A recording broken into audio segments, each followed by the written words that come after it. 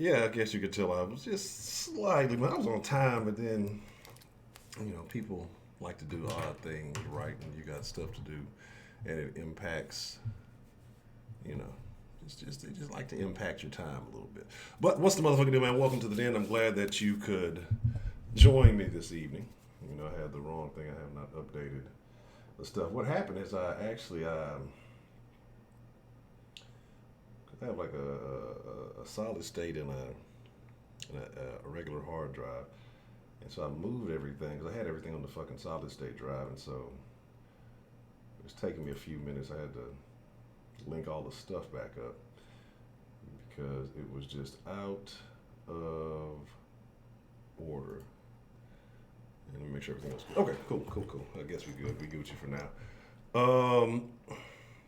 5K, you say, Sweet Berry. I'm not sure what you mean. But welcome to the Den. If you're not familiar with the Den is the best conversation on the internet. And the reason why the Den is the best conversation on the internet is because you wonderful people, whenever we get going.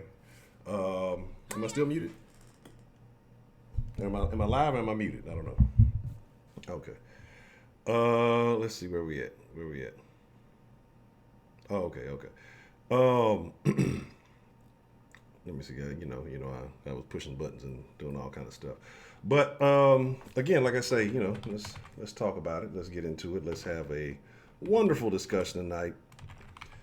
I fucks with y'all, and I want to let y'all know that because there is a fight tonight that I really want to watch. But I was like, you know what? I owe the Den folk. I can't be coming up short. I have no legitimate excuse. So I might be side-eyeing the fight here briefly, or I'll be staying updated. And if you don't know, I'm talking about Porter and Spence. Absolutely. Yes, boxing. Porter and Spence. Spence is going to beat the brakes off of Porter. Spence is going to bring back boxing to what it once was. But let's see what we got joiners, man, before I get all the way out of here. First, let me get out of the fucking top chat. That's a terrible place to be. That's like solitary confinement. Let's see. I see, well, I'll switch the thing. I see D the Gam. I see Sweet Berry. I saw Miss Bell, and I saw Miss Shonda Tony in here earlier. I don't know if, it's not because it's not on my list right now. Miss Cutie, what's the motherfucking deal? Let's see. Rashida, what's the motherfucking deal? Jason S, what is the motherfucking deal? 335, peace. What's the motherfucking deal? Let me see. Dan, the motherfucking man strong. What's the motherfucking deal? Professor Trill, what's the motherfucking deal? Miss Cartier, what's the motherfucking deal? Why you tripping off me? That's sounds like somebody tell my old lady all the time. Ronald Isley, what's the motherfucking deal? Doot. Heidi. It's just here. Just, I don't know. I have nothing to say for Heidi. Let me see. If I missed you, I didn't diss you. Let's talk about some stuff, man. Let us talk about some things. So, I saw something the other day, and I kind of followed up to do a little bit of research, and it's old news, but it's new to me. Maybe it's new to you guys, but I'm going to complain about it. And that's why I say, what is wrong with people, right? Excuse me. And so what I mean by that is a couple of things. People like to complain, and I guess I like to complain about people complaining. I guess that's how it works, right? And I should be used to that, especially from the sauce. But it is what it is. So I'm gonna start with the old news, then get to the newer news, because the newer news involves one of my favorite people to talk about. So we'll get to that in a second. But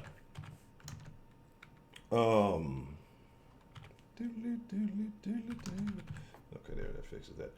But I had the wrong thing. I had a negative there. I think now we got it fixed. All right, cool. Yeah, we're fixed there. Only one lie. What's the motherfucking deal? Shannon. Shannon. So my thing is this. Saw a story about we're living in the day and age of where you have a lot of other people venturing into. They're not following the principles of the wise philosopher LeVar Ball. LeVar Ball has a saying that I think many people should live by, and it's stay in your lane, right? And so I found this story. This is an old story.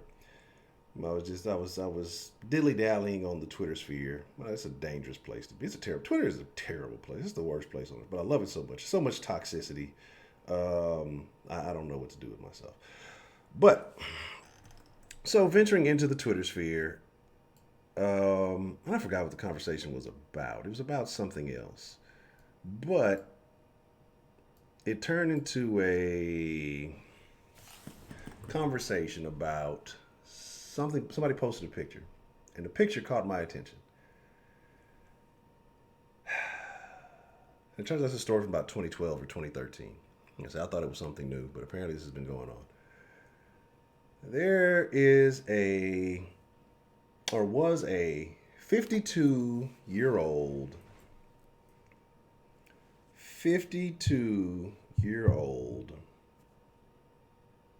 transgender college basketball player. Now I'll allow you to guess which direction they transferred to. We're not talking about transferring colleges. Not a transfer student, a transgender athlete. And again, I thought this was something recent. This is something that happened in 2013, right? So I was quite shocked and surprised myself.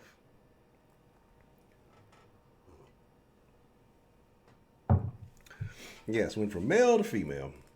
Lived up until I think they said he was about 40 something. Had two marriages, had daughters, stepchildren.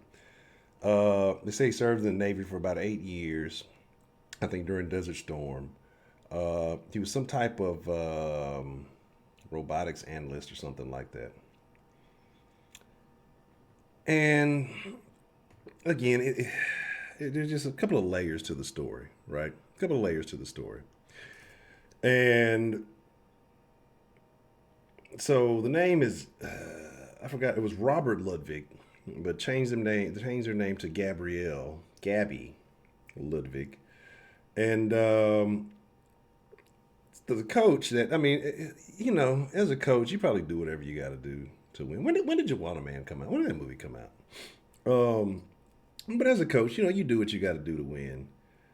But apparently, I guess they start out as a referee or something like that, and they were complaining, and then something happened. They end up calling the coach and crazy stuff. Okay, and the coach put them on the team. Said, "Oh, they're the leading scorer and rebounder." Wow, no surprise, right?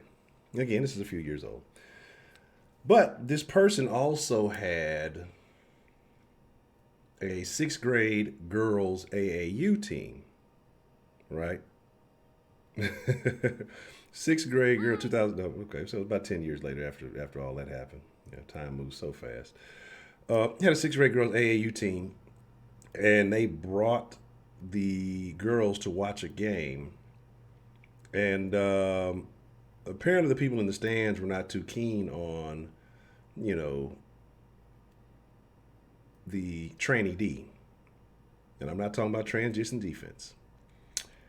This is perfect because tranny D was something I used to say a long time ago. Certain things that you can't say on the basketball court. You talk about transition defense. That's good tranny D right there. You can never say that. But now, this story just makes it all fall in place, right? Man, I thought you said you wanted it for the sauce, man. Like I said, I was gonna put it on the sauce. I was gonna drop it on the deal tomorrow for the pregame. See, you act like I do you bad. I ain't even do you bad like that. So yeah, the tranny D joke comes full circle. So anyway, the people in the stands were saying, "What's wrong with you?" They were complaining about it, and that's when the little girls found out that their coach was a man. So they were a little upset by that.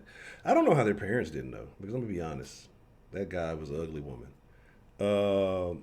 Just it was a terrible situation. So, and also, this guy played in college as a man before. So I'm like, is that how it works? Do you get to renew your NCAA eligibility if you transition? Because if that's the case, there's going to be a lot more athletes spending a little bit more time in college, right? And that's going to be a very interesting situation how that plays out. Like, I mean, that has to be a thing. That has to be a thing. Like, you probably, play your 4, but you got like 5 years to play 4. So play your 5 years out, transition like the last semester, renew it, and get you 10 years of free college. And when you're winning, you fucking be a doctor in that time. I mean, then you can. I'm not even gonna go there.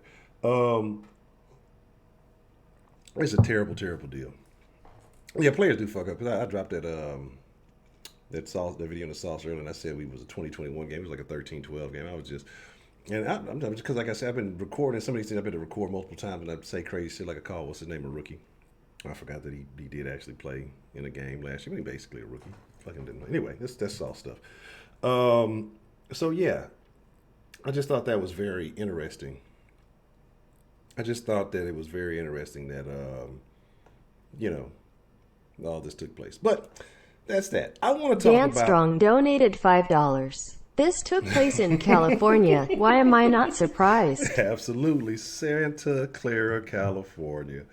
Oh man, absolutely. Shout out to Dan Strong, man. Appreciate the love, man. Appreciate you supporting the channel. Shout out to everybody who has been showing love, man. I appreciate all of you. How did it take you getting like damn near 50 years old before you realize I haven't been a man all this time? That's the problem. That's crazy stuff. Very crazy stuff. But I want to talk about my favorite person, right? Not my favorite person, but one of my favorite people to talk about. And the reason why I want to talk about this is because this person did absolutely nothing wrong. But niggas find a way to be mad at the man. So I don't know if you know, I guess Kanye has been doing the church thing, right? He's been doing the church thing recently. And, he has like Sunday service, and I guess I'm guessing he's been going around different places. At first I thought it was just like a specific location, but apparently he's been going different places and doing the Sunday service thing, right? But, black folks hate Kanye. Kanye can do absolutely nothing, and they hate Kanye. So this is what happened, right? Had I think it's his new album or something like Jesus is King or something like that now, right? And so they show images from the album release party. I guess Kim Kardashian was posting them on her social media or whatever. And there were a lot of it was like a multiracial event. I don't think it was from what I saw, it was just a lot of sprinkling of everybody. It didn't seem like one person was more so than the other, right?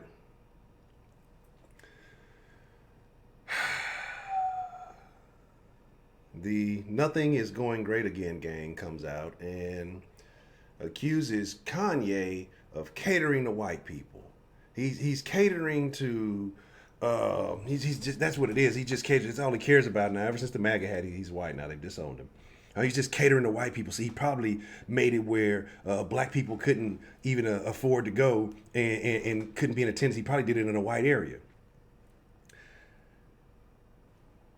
This dude, Kanye, had the listening party showing, however it was, in Detroit. In Detroit, right? Very racist. Away from all the white people. All the white people, they live in Detroit, right? Well, just because it was in Detroit doesn't mean he made it affordable. He probably made it to where only certain people in Detroit could be there. If you got your ass on Ticketmaster, you could get tickets to this event for the low cost of free $99. Free $99. So you would think, well, niggas still can't complain about him giving away free tickets, right? No, free. Free $90. Nothing at all. Free tickets. Absolutely free tickets. All you have to do is just get online and get the tickets. The Nothing Is Going Great Again gang still find a way to complain. Well, yeah, all black people ain't got internet, or white people got better. So like, it's just people will find a way to complain. And that's why I say Twitter is so toxic. That's why I say niggas, negative people. And I'm talking about all y'all. You ain't got to be black to be a nigga. Y'all, there's some Asian niggas out there somewhere. Shout out to Chicago Mike, wherever he may be. Um, niggas is just negative. Like it's like, come on, man. Like how do you find a reason to complain? You just missed out. That's all. And here's the thing about it. Honestly, all these niggas who was complaining, everybody who complained and tried to turn this into a thing, probably wasn't gonna go anyway. If somebody would have gifted them the free tickets, they wouldn't have gone. Because here's the thing, especially when you don't make an investment into something, which is either time, money, effort, whatever it may be, you don't value that thing. You know what I'm saying? You don't value that thing. So if somebody gives you something for free, you don't value. Most people don't value it. Now, unless they value that person that gave it to them to a certain extent, then maybe so. But if a random stranger just gives you something for free, if they came up and gave you a limited edition pair of Jordans for free, just met you up, niggas probably wear them out. You know what I'm saying? Just probably just wear them out just because, oh man, I ain't paid nothing for these. Fuck them. I ain't tripping. Now, if you had to put in the sweat equity, the time and everything else, then you start to value those things. When you have appreciation for people and things, you value that stuff. So if most people who would have got access to those free tickets who were complaining about it probably would not have gone anyway. You know what I'm saying? White Mouse ought to change the Wi-Fi password. God damn it. Yeah, absolutely. That's why I'm super anti-free college, because you're gonna have a bunch of people who are gonna go. Well, I'm not. I ain't investing nothing in this. I'm not losing nothing if I don't go. There's no effort. There's no nothing. I'm just go back to doing. I'm anti-free college. Like, even what Hassan Minaj out there complaining? Well, college is much cheaper back then when you pay. Well, guess what? The competition is much higher now. The bar is much higher. Do I think college is the avenue to everything? No, but it's the avenue for the majority of things. You know what I'm saying? Yeah, and so it's like you have to have some type of investment. You know what I'm saying? Like, because again, I don't think, especially with this day and age, and shout out to Dan.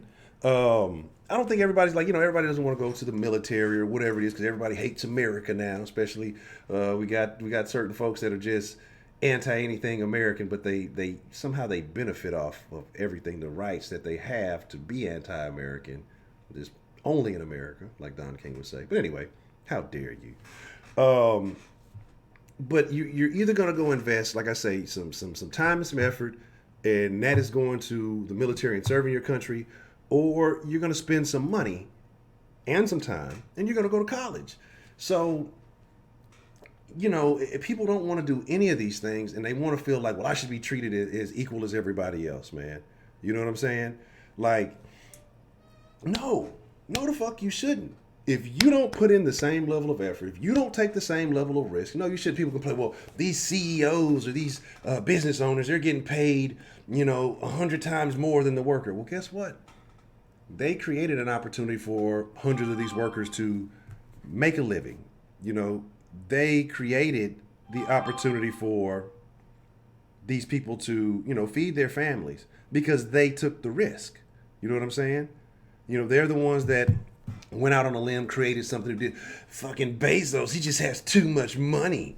Saw some people complain about Jeff Bezos because that might have been where it started actually, because they posted a picture, the picture of Amazon.com looking like it's spray paint on the wall and he's at the little desk. Well, it doesn't matter because Bezos' family, they had money and he went to college, so it's not like he started out from the streets. Who gives a flying fuck? I don't care if Bezos was rich already. You know what I'm saying?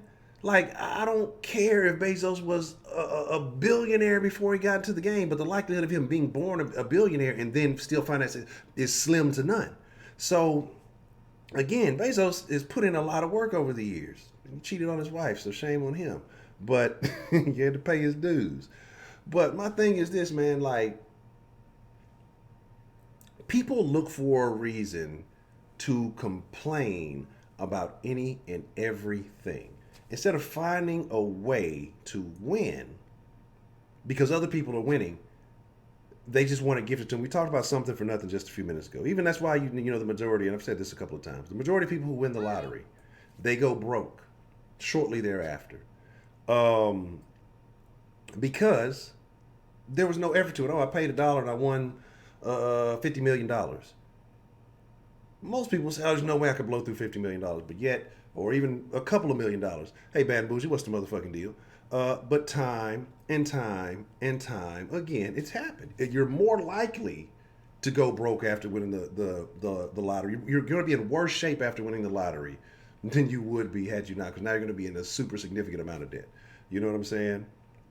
If the Den were a club, you're going to be banned immediately. Oh, yeah. I'm telling you, 6ix9ine going to be snitching on the Den. We're going to all be out of there. They're going to be hey, YouTube, have you heard about the Den? Yeah, that black guy's not falling in line. And none of the people in the chat are listening either. They tell bad jokes, especially that Swedish German chick. But what I'm saying is, it doesn't matter. They spend it frivolously because they don't appreciate it. And because they feel like, oh, well, you know, it is what it is. There's no investment. But that's why you see a person who builds something from the ground up. They can be super successful and they can get ruined, however, whatever way. But the likelihood of them being able to be successful again is 1,000% higher than that person who was rich from hitting the lotto, being able to find a way to become successful again. That's it for them. So, you know, you say winning is a mindset. You do not see success and money as a winning mentality. I think you got to look at. You got to. It depends on how you view money, right? It depends on how you view money. And Dro Hundo about reparations. Look, if they start handing out checks, I'll get my check, but I'm not going to be waiting around for the check. Again, you've seen a couple of these debates. How much have they talked about those reparations checks in the debate? People with money are the most miserable? I don't think so. I think that's something poor people say. I really do. FBI donated $1. We do not appreciate you talking negatively about our informant Daniel Hernandez. Well, shout out to the FBI. I never thought I'd say that, but appreciate the love. Yeah. But my thing is this, man. My thing is this. It's just like people who put a value on money, people who realize money is a tool. It's not something to fall in love with. It's not something to worship. It's something to leverage and use it to grow, to enhance your options. Because I'm telling you, somebody who, as you say, you know, people with the most money are unhappy.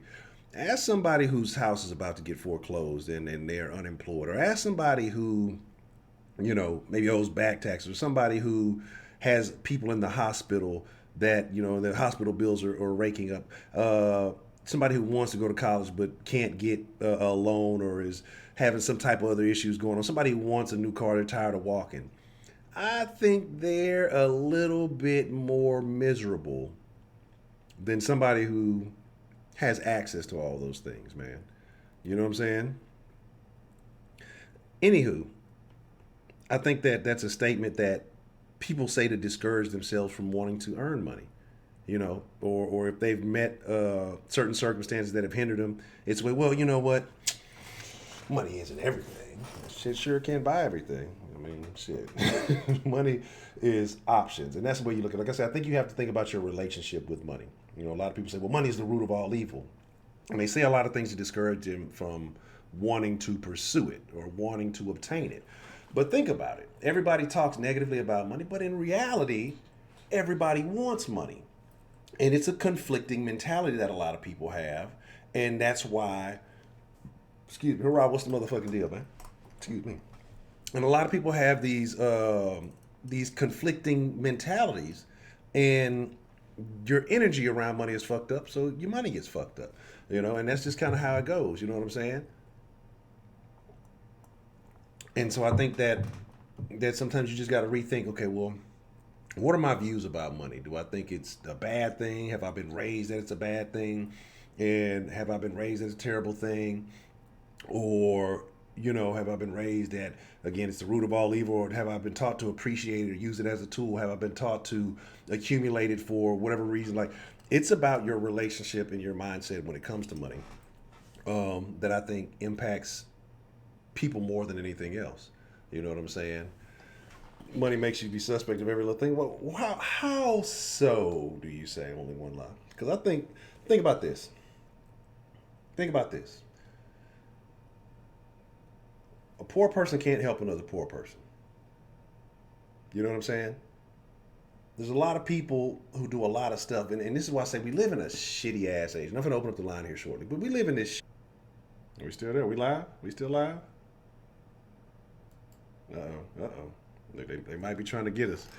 Let me know if y'all spaced out there for a second. They said they was trying to reconnect, so I don't know if we had a issue there or not. Interesting.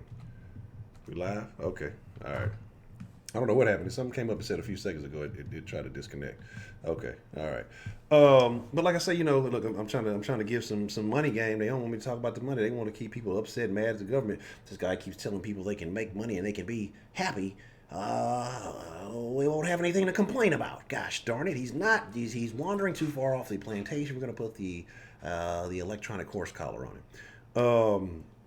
Yeah, the electronic collar is fucking up the string. That's how they stop me. The FBI giveth and they taketh away, huh? So my thing is this though, man. My thing is this. It's just that, like I say, it's the mentality, it's the approach.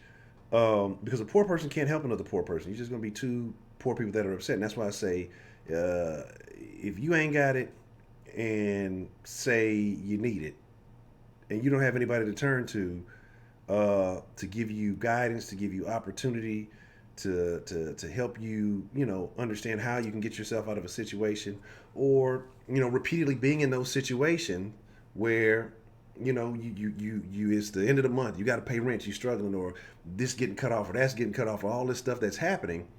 Trust me, those people are the miserable ones. Now, again, like I say, I think it's the way you obtain money, it's your relationship with money, that it changes a lot of things. Now, people who may have so much that they're just disconnected from regular people, we may think that they're unhappy, but they have a different level of.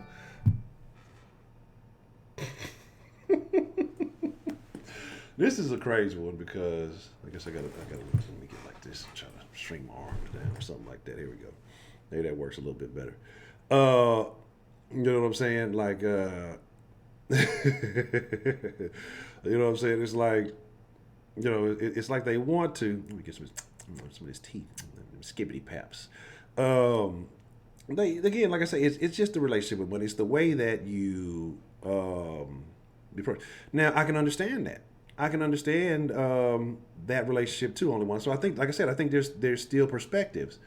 But you just gotta have to be a person who's willing to say no. Marie Lovely, what's the motherfucking deal?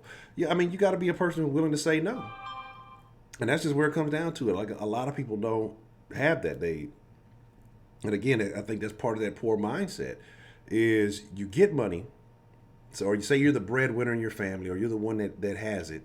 Well, everybody starts turning to you and looking to you. Well, hey, oh man, I got this situation going on. Yeah, Brandon had me spilling this hot tea. Miss Danny B. Moore, how are you this evening? Uh, yeah, I know that Marie, but I love the Den folk so much, and I neglected y'all yesterday because I ran late doing some stuff that I'm sacrificing watching the fight. A fight I'm a big Earl Spence fan. Big Earl Spence fan, and I'm sacrificing watching the fight because I got to be with the Den folks because I fucks with y'all. And I know I'm talking long. I'm gonna open up the line here in just a second, but like I said, it's just when you become that breadwinner, when you become that person, and you see that people are trying to manipulate and use you, and oh yeah, Spence gonna win it. Like look, what's his name is nice, but Spence is the truth.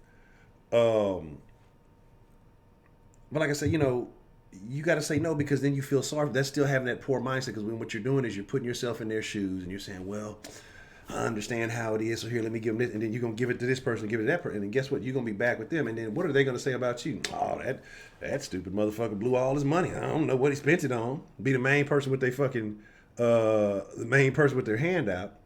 You know what I'm saying? But then if you go broke, they can't help you out, and then they'll talk about your motherfucking ass. You know what I'm saying? So you got to be able to say no, and yeah, you know, I was like, look, I tell everybody no. Look, I told folks if I ever was to get ridiculously rich, I wouldn't be a miser. I wouldn't be stingy. I wouldn't be a Scrooge or a Grinch. But I would give people one opportunity. That's it. You get to ask me for one thing. Like, let's say if it was some type of $1 million windfall, multi-million-dollar windfall. We'll use the lottery, for example. Say if I was to call in the 10, 20, $50 million, say $50 million, which is, I don't really think it's a lot of money, yes, but I don't think it's a lot of money in this day and age, especially with the grandiose plans that I would have. But I told everybody, you would get one thing. So whatever that one thing is that you wanted, if you wanted a car, I'd give you a car. I wouldn't give you cash money. If you want a house, I'd buy you a house. You got to figure out the rest of it. You want a car, I'd buy you a car. My suggestion would be ask for a business. I'd rather buy you a fucking business so that you can continue to make money, and then you can buy all the rest of that shit yourself. You can figure all the rest of that, out yourself, because I would not. It would be a one-time thing.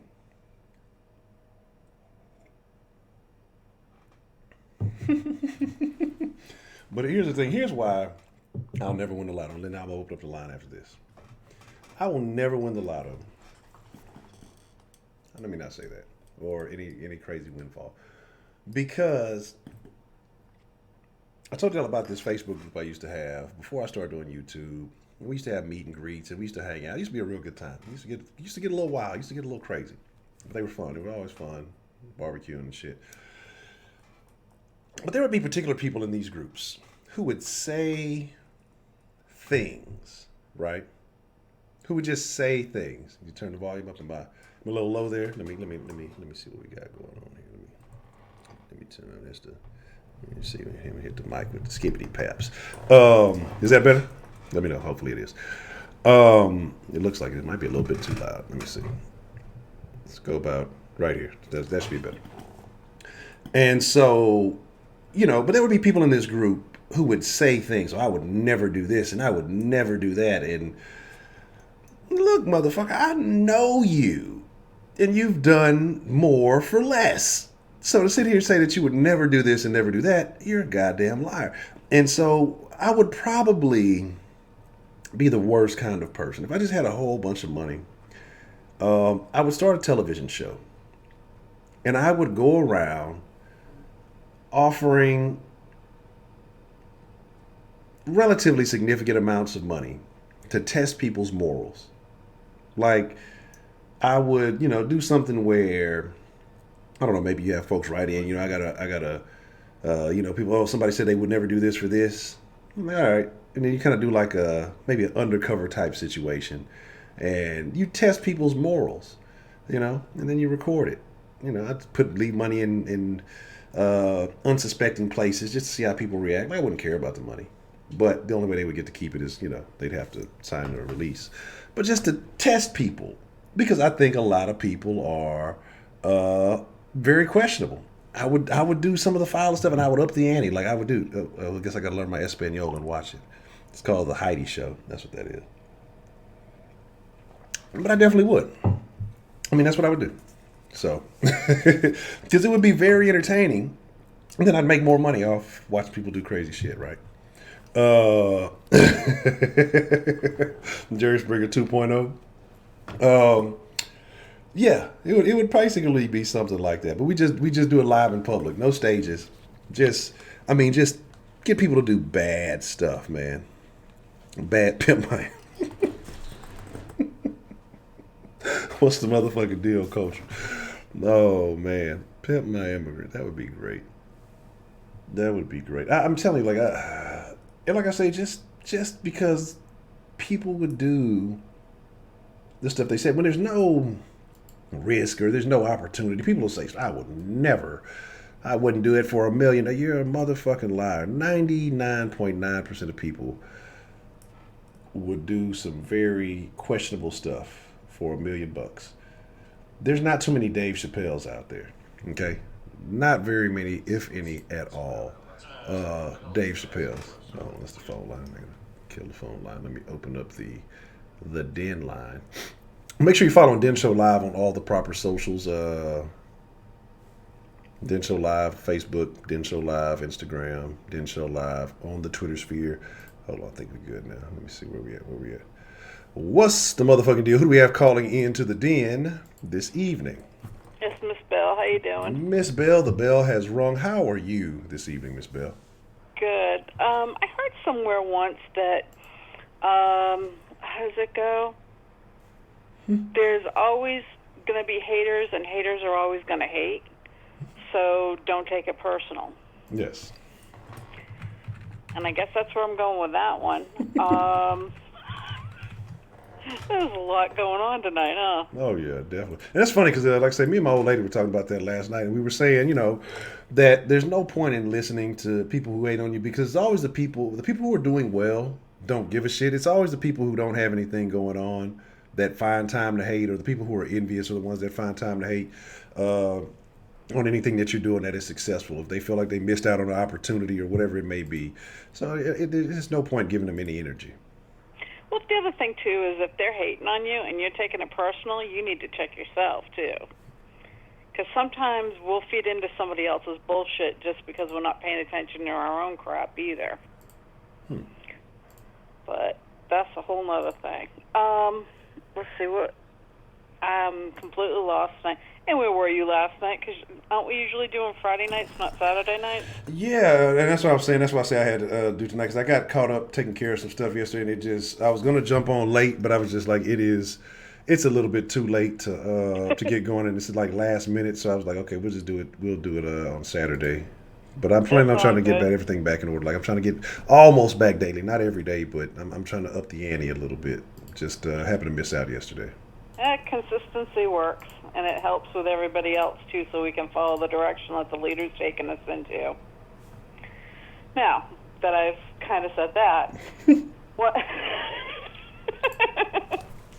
The other thing I wanted to say is that there's really a difference between what they call old money and new money. Did you know that? Okay. Explain. Okay. Old money is when generations back of families were above average income and their kids were affluent. Now today's day and age, it goes across the board, white, black, Hispanic, whatever. Back in the day, it was primarily white, as we all know that, white and affluent. But new money is like your lottery winners or your pro sports players that are like flashy and loud. The ones who have had money for generations, you can tell how they dress, that it's just not like the big ass Rolex and they're not all flash in the pans. I mean, I knew this guy. He was a millionaire, and he would wear Dockers and shorts, around town to go get his coffee and newspaper. Yeah. The ones that have money, because they don't want anybody getting it, they just keep it low key. Yeah. Those who have never had it and are like, hey, here's my car, here's my thing. It's like you're putting a road sign saying, rob me. Yeah. Whether it's in the moment or whether it's a long-term, goal plan, you put it out there, people are going to want what you have. Whether or not they need it, they're still going to want what you have. So pay attention to that. And the way people keep their money is by not flashing it and just keeping it on the down low. What was the other thing we were talking? Oh, money is not the root of all evil. It is a vessel to get from one point to another. It doesn't bring happiness. However, it does help out when you're sure ass broke. Absolutely.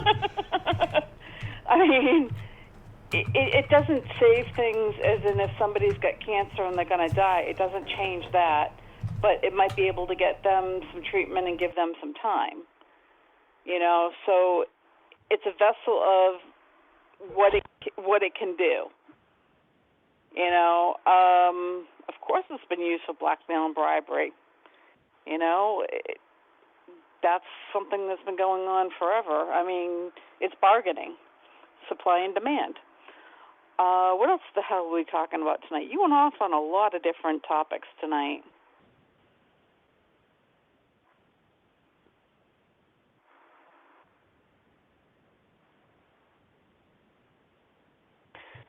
All right, Sandy's is only a year older than me. What an ass. Who in the... you talk about a man wanting to recapture his youth through a woman. That is not the way to do it. So and that's the funny thing is and it comes off as I'm being an insensitive bitch. But you know what? When you've been born one gender and you're coming in after another gender that's already paid less, does that mean he takes a pay cut too? That's interesting that you said that about the gender wage gaps. I saw something that a lot of women make 52% less than men do for a lot of the same jobs. Okay, well, this is what I'm hearing, though. But this is what I'm hearing. It's like they're talking about, well, why is it that women nowadays say that they're having a harder time dating because most of the men that they're coming across don't make as much money as them? Okay, here's something that, in my humble opinion of 50 years plus, that I've learned. That, I'm going to say this with a lot of probably shit, but I don't care. The women's lib has actually put society back about 50 to 60 years. The thing is in my opinion, I got really lucky. I was in a very traditional marriage. My husband and I knew what each other's roles were. We discussed what, he did outside chores, I did inside chores. But these days in marriages and relationships and financial, it's not all black and white. Now, there was a time that I was the breadwinner and he wasn't, and we discussed it. But across the board, society-wise, I know that there are men that would date women that made more than them, and I know that there are women that would date men that made less than them.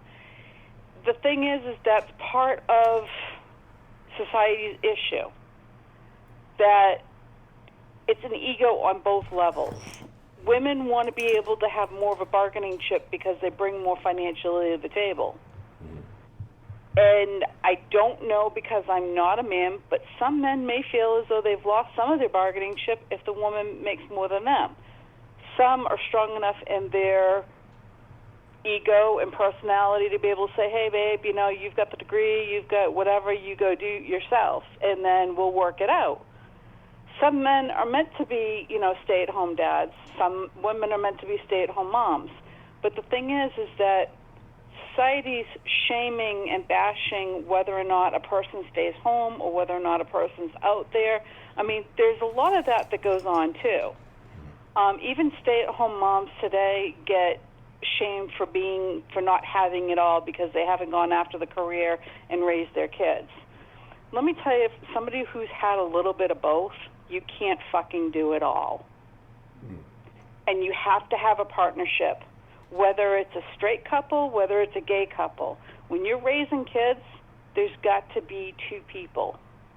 There's generally one that's feminine, there's generally one that's masculine, and sometimes the attitudes are reversed of what the sexual orientation is, but the point is that it needs to be teamwork raising children. And we've got a lot of broken families there's a lot of brokenness in this country across the board. It's not just with the marriages. It comes down a little bit deeper than that. There's a lot of people that are broken and trying to find love in order to have a partner to be able to get through all this crap that's going on. I'm not saying everybody's like that, and by no means am I pegging on anybody individually, but just what I've seen over my lifetime, there's more brokenness now than there's ever been. And we've got a divorce rate of 50%. Now, I'm not saying that that some of that's not wrong and should be because of the fact of domestic violence or because of a lot of other reasons. But what I'm saying is before you jump into the next one, clear the baggage and the bullshit from the last one. And that, and maybe it's just me, seeing some things on TV. It's not even 2 seconds after somebody's died or somebody's divorced, or hey, they're meeting them at their divorce party and they're ready to be, shooting down the next aisle. It's like, get your heads together and out of your asses before you get into the next one, because you just came out of one that didn't work. And it's not all the other person when you're in a marriage, because it's teamwork. It takes both people to keep that sucker going. Yeah. One might drag it along and the other one might take the ride, but both of you are still there. So I've gone way off on a different tangent than I never expected to go. Once in a while I do that, and you know that. Yeah, I mean, that's what the den is all about. But it's, to me, that's it. It's coming up on 4 months of me being a widow. And I am hella not ready to even start thinking about dating right at this moment. I was with my husband for almost 24 years. And the gene pool at my age has gotten smaller and cloudy and just a whole lot of bullshit. So I realized, I need to have me in check, and before I, decide to do what I want to do in my life, make sure, my Ziploc bags are tied, or my things have been shuffled in my closet, and, getting my crap ready before, you handle somebody else. Somebody once told me, and a very good friend, and he said, when you get involved with somebody, ultimately you end up getting involved with their whole life, whether you like it or not. And it might just be a friend. It might be somebody that's sexual partner. It might be, girlfriend, boyfriend, whatever. But when you get involved with somebody, you get involved with their life. So be ready to have your stuff in check. And not a lot of people do that because they just don't. And I don't understand that either. Yeah. It's like, you see them continually having the same problems, but like you said, they don't clear those things up, and so they drag it along with them. And the issues that they had in the previous relationship, they carry it into the next one, and they complain. They may blame the partners, but they never take the time to stop and say, hey, you know what? How much of this is on me? Like you said, dragging this baggage from relationship to relationship. And Yep. I think when you can fix those problems, you find a much better situation. Yep. I mean, I told my husband that. I was his third wife. And he cracked on me, and I said, guess what? This is my first one. This is your third. So guess what? You need to look at yourself. And I don't play about that crap. And he did. And it was like, he says, well, I'll be darned if you're not right. Well, he kind of didn't want to tell me that. But you know how young men are. You don't want to tell them we're right once in a while. Anyway, the point is that no matter what, if you've broken up or you're getting into a relationship, just realize that there's going to be baggage on both sides. And sometimes some of that baggage doesn't hit you until you're in the middle of the relationship. And that will show you some strength. Oh, man. Yeah, some people are very good at concealing baggage. Just waits for that right trigger to unleash all that shit on you. You see a whole other side of people that you never imagined. To be honest with you, sometimes it's buried so deep that they might not have even known it was there. If they've just put it in the back realm of the closet, they probably didn't want to deal with it. And there's an old saying that it comes to the point that things fall off the shelf and go boom, and it has to be dealt with. It's just the timing of it. And that sucks. No matter which side you're on. I don't know. That's pretty much all I got to say. What was the fight about tonight? The boxing match? Yeah. What is it? Welterweight, I think Errol Spence and Sean Porter. Supposed to be a pretty good fight. Two pretty good fighters. But Errol Spence is going to win if they haven't already gotten started yet. Well, you can always catch up on ESPN afterwards anyway. Oh, yeah. I mean, I was probably going to. Yeah, I'm not going to pay for the pay-per-view, so it doesn't matter. One way or another. But yeah, I used to watch the boxing matches with my husband. He liked that. So, all right. I'm out of here. I hope everybody has a good night. I'm going to be on the boards listening. And do you have any other questions for me before I go? No, ma'am. That's all I got. All right. All right. So can't wait to hear the next caller. All right. I appreciate you calling, Miss Bell. All right. All Thanks. right. And for those of you who have been questioning why I cut off the, anytime I have to sneeze, I cut the camera off. Look, y'all gotta understand, like there might not be 100%, but there's a little bit of self-awareness. Look, from the likes of the Dr. Rabbits of the world, and other characters from soft sports and things of that nature, people like to screenshot stuff, and that's why that's why I gotta understand. Like, occasionally I argue, but y'all wonder why I listen a lot, and I just kind of I let people I don't argue certain things because you got to realize I'm the guy on camera, and so I know how that looks, right? And so it's just a weird thing. So that's why I'm usually just pretty calm, and I tend to listen more because then you look like an asshole, or if you're doing and saying crazy shit, yelling, I don't want to be the Honcho Jones of the world.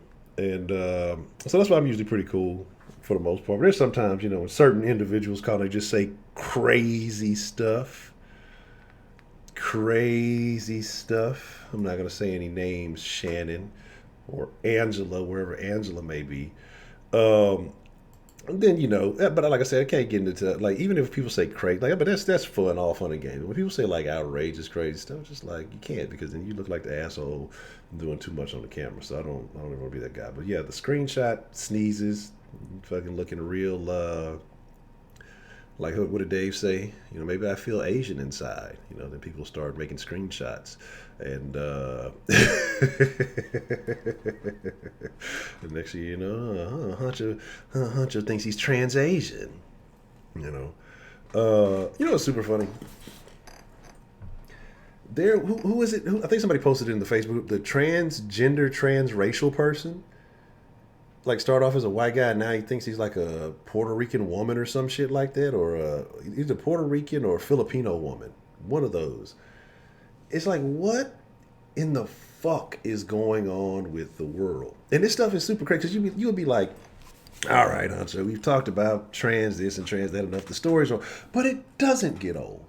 It never gets old because there will be more nonsense taking place. More nonsense. A shout out to 325 for reminding me to put the number up, because I always forget to put the fucking number up. Oh, let me give Miss Bell her phone call stachios. So yeah, man, it's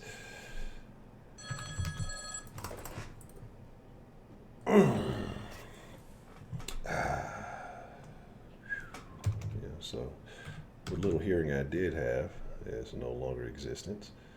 So, no longer in existence. And I felt like I owe somebody else some pistachio. I just can't remember who it was. I don't know. I can't recall. Maybe I have forgotten. Maybe I don't know. It's just not ringing a bell. I gotta and I've been saying this, and that's why I'm slipping. I'm gonna do it eventually. I gotta get a new number for the den, because I told you I'm using a different service, and this number is probably going to be out of order soon. And I've just been slacking and haven't updated the new number. And I need to try to port these numbers over. So, because I think I like the new little service better, because it allows people to be on hold without all the ringing and when multiple people call, whenever it's a hot topic, and it just kind of allows a little bit more order. So I'm gonna switch it over to that. So I probably need to do that soon before this fucking number just stops working. I don't even know what day it's supposed to expire. Black Phillip is great. Cult of Black Phillip. Do they still do Brown Phillip now? Because I know a buddy had took it over, and you know what I'm saying? Where is Bretto, man? That's who we haven't heard from in quite some time. Where is the Bretto? I fucking don't have the number and the thing, otherwise I'd call him. I'd call Bretto. You know me, I have no problem. I'd call Bretto. He still does Brown Phillip? Okay. It's a crazy, to change the ringer to a light tap. But I don't know if these things allow me to change. But that's what I say. Like, that's the only thing about using these soft phones is that it gives you that fucking that stupid ring. Patrice O'Neal was the most underappreciated, one of the most underappreciated comedians in the game. Definitely hilarious. Elephant in the Room was great. He was just raw and funny. I mean, it's just you just had to respect what he brought to the table. I need to see the new Rambo. I keep forgetting about that. People say it's full of toxic masculinity, and certain people hate it, so I definitely want to watch it. Sounds like something I want to see some over the top. Like, I'm going to stop watching anything except over the top action movies. That's all I want to see. Like, but it has to be by certain people, because even the action movies are getting kind of, getting kind of weird. If you feel me, you know what I'm saying? Yeah, I agree. But we are the new Rome. We are America is the new Rome right now, because like I was talking about the other day, is think about it. We are arguing about pronouns, and we're arguing about trans this and equality. Even though this is probably one of the best this is probably the best situation you could be in the world.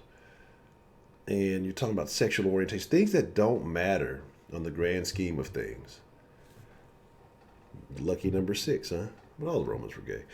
So what does that mean? If Pete Buttigieg wins, we're really in for it? It's terrible. Terrible stuff. Shame on you for saying that, Heidi. But it's to the point now where everything is just is so soft, man. Like, saw a guy apologize for making a hit. Like, was it a legal hit? I don't know. But you own that shit, and you go with it, man.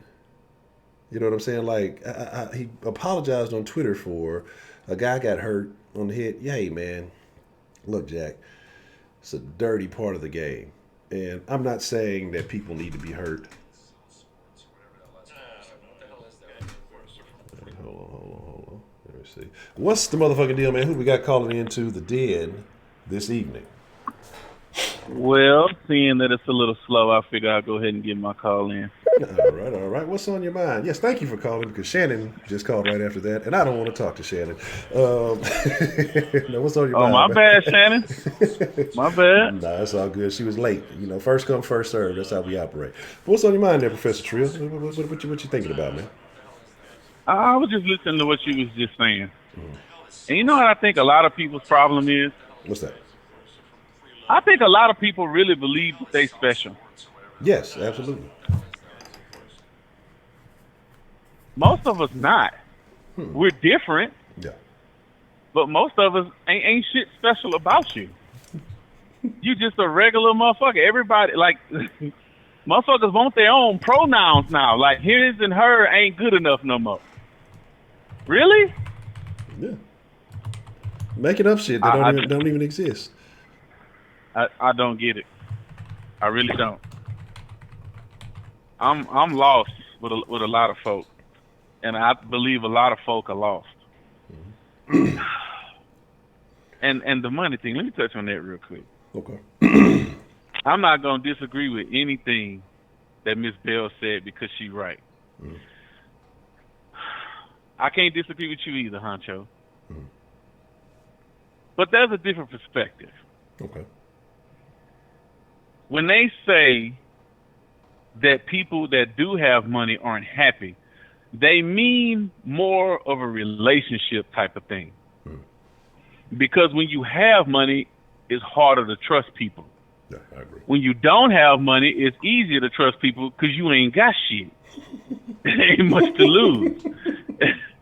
I mean, I'm just keeping it a buck. That's real. Like, okay, I'm broke, you broke. I mean, shit, how much is you really going to get? You know what I'm saying? Fuck it with me. Yeah. But I think that's more along the lines, because, like, me, if I had money like that, like Miss Bell was right. Like, people who have money, they don't be buying all this expensive shit. Because it's different when you came up with all of that, with access to all of that shit, and all of that shit was available to you. But when you grow up and you don't have access to all that and none of that stuff is available to you, you look at some of that shit as goals. Yeah. You know what I'm saying? And that's real because, I mean, I was broke. I've loved Lamborghini since I was a child. You know what I'm saying? I had the little toy car and everything. So if I got money, you damn right I go buy a Lamborghini. Even though I probably could fit my fat ass in it, but I still want one. I probably wouldn't buy one, but I want one. I'm not going to lie. Yeah. You know what I'm saying? But it's just, that's the difference. Like when the rich people grow up, they don't, like a Lamborghini ain't nothing to them because that's attainable. Yeah. You know what I'm saying? People make goals of stuff that they can't currently get, but hopefully someday they'll be in a position to get that or attain that goal. And what's really sad are the ones that grow up, you know what I'm saying, bless you, financially stable, and they learn to not appreciate anything. Yeah, that's terrible. Yeah, that's absolutely terrible. But what trumps that be the ones that grew up that ain't have shit and still don't appreciate anything, i.e. our people. Yes, yes.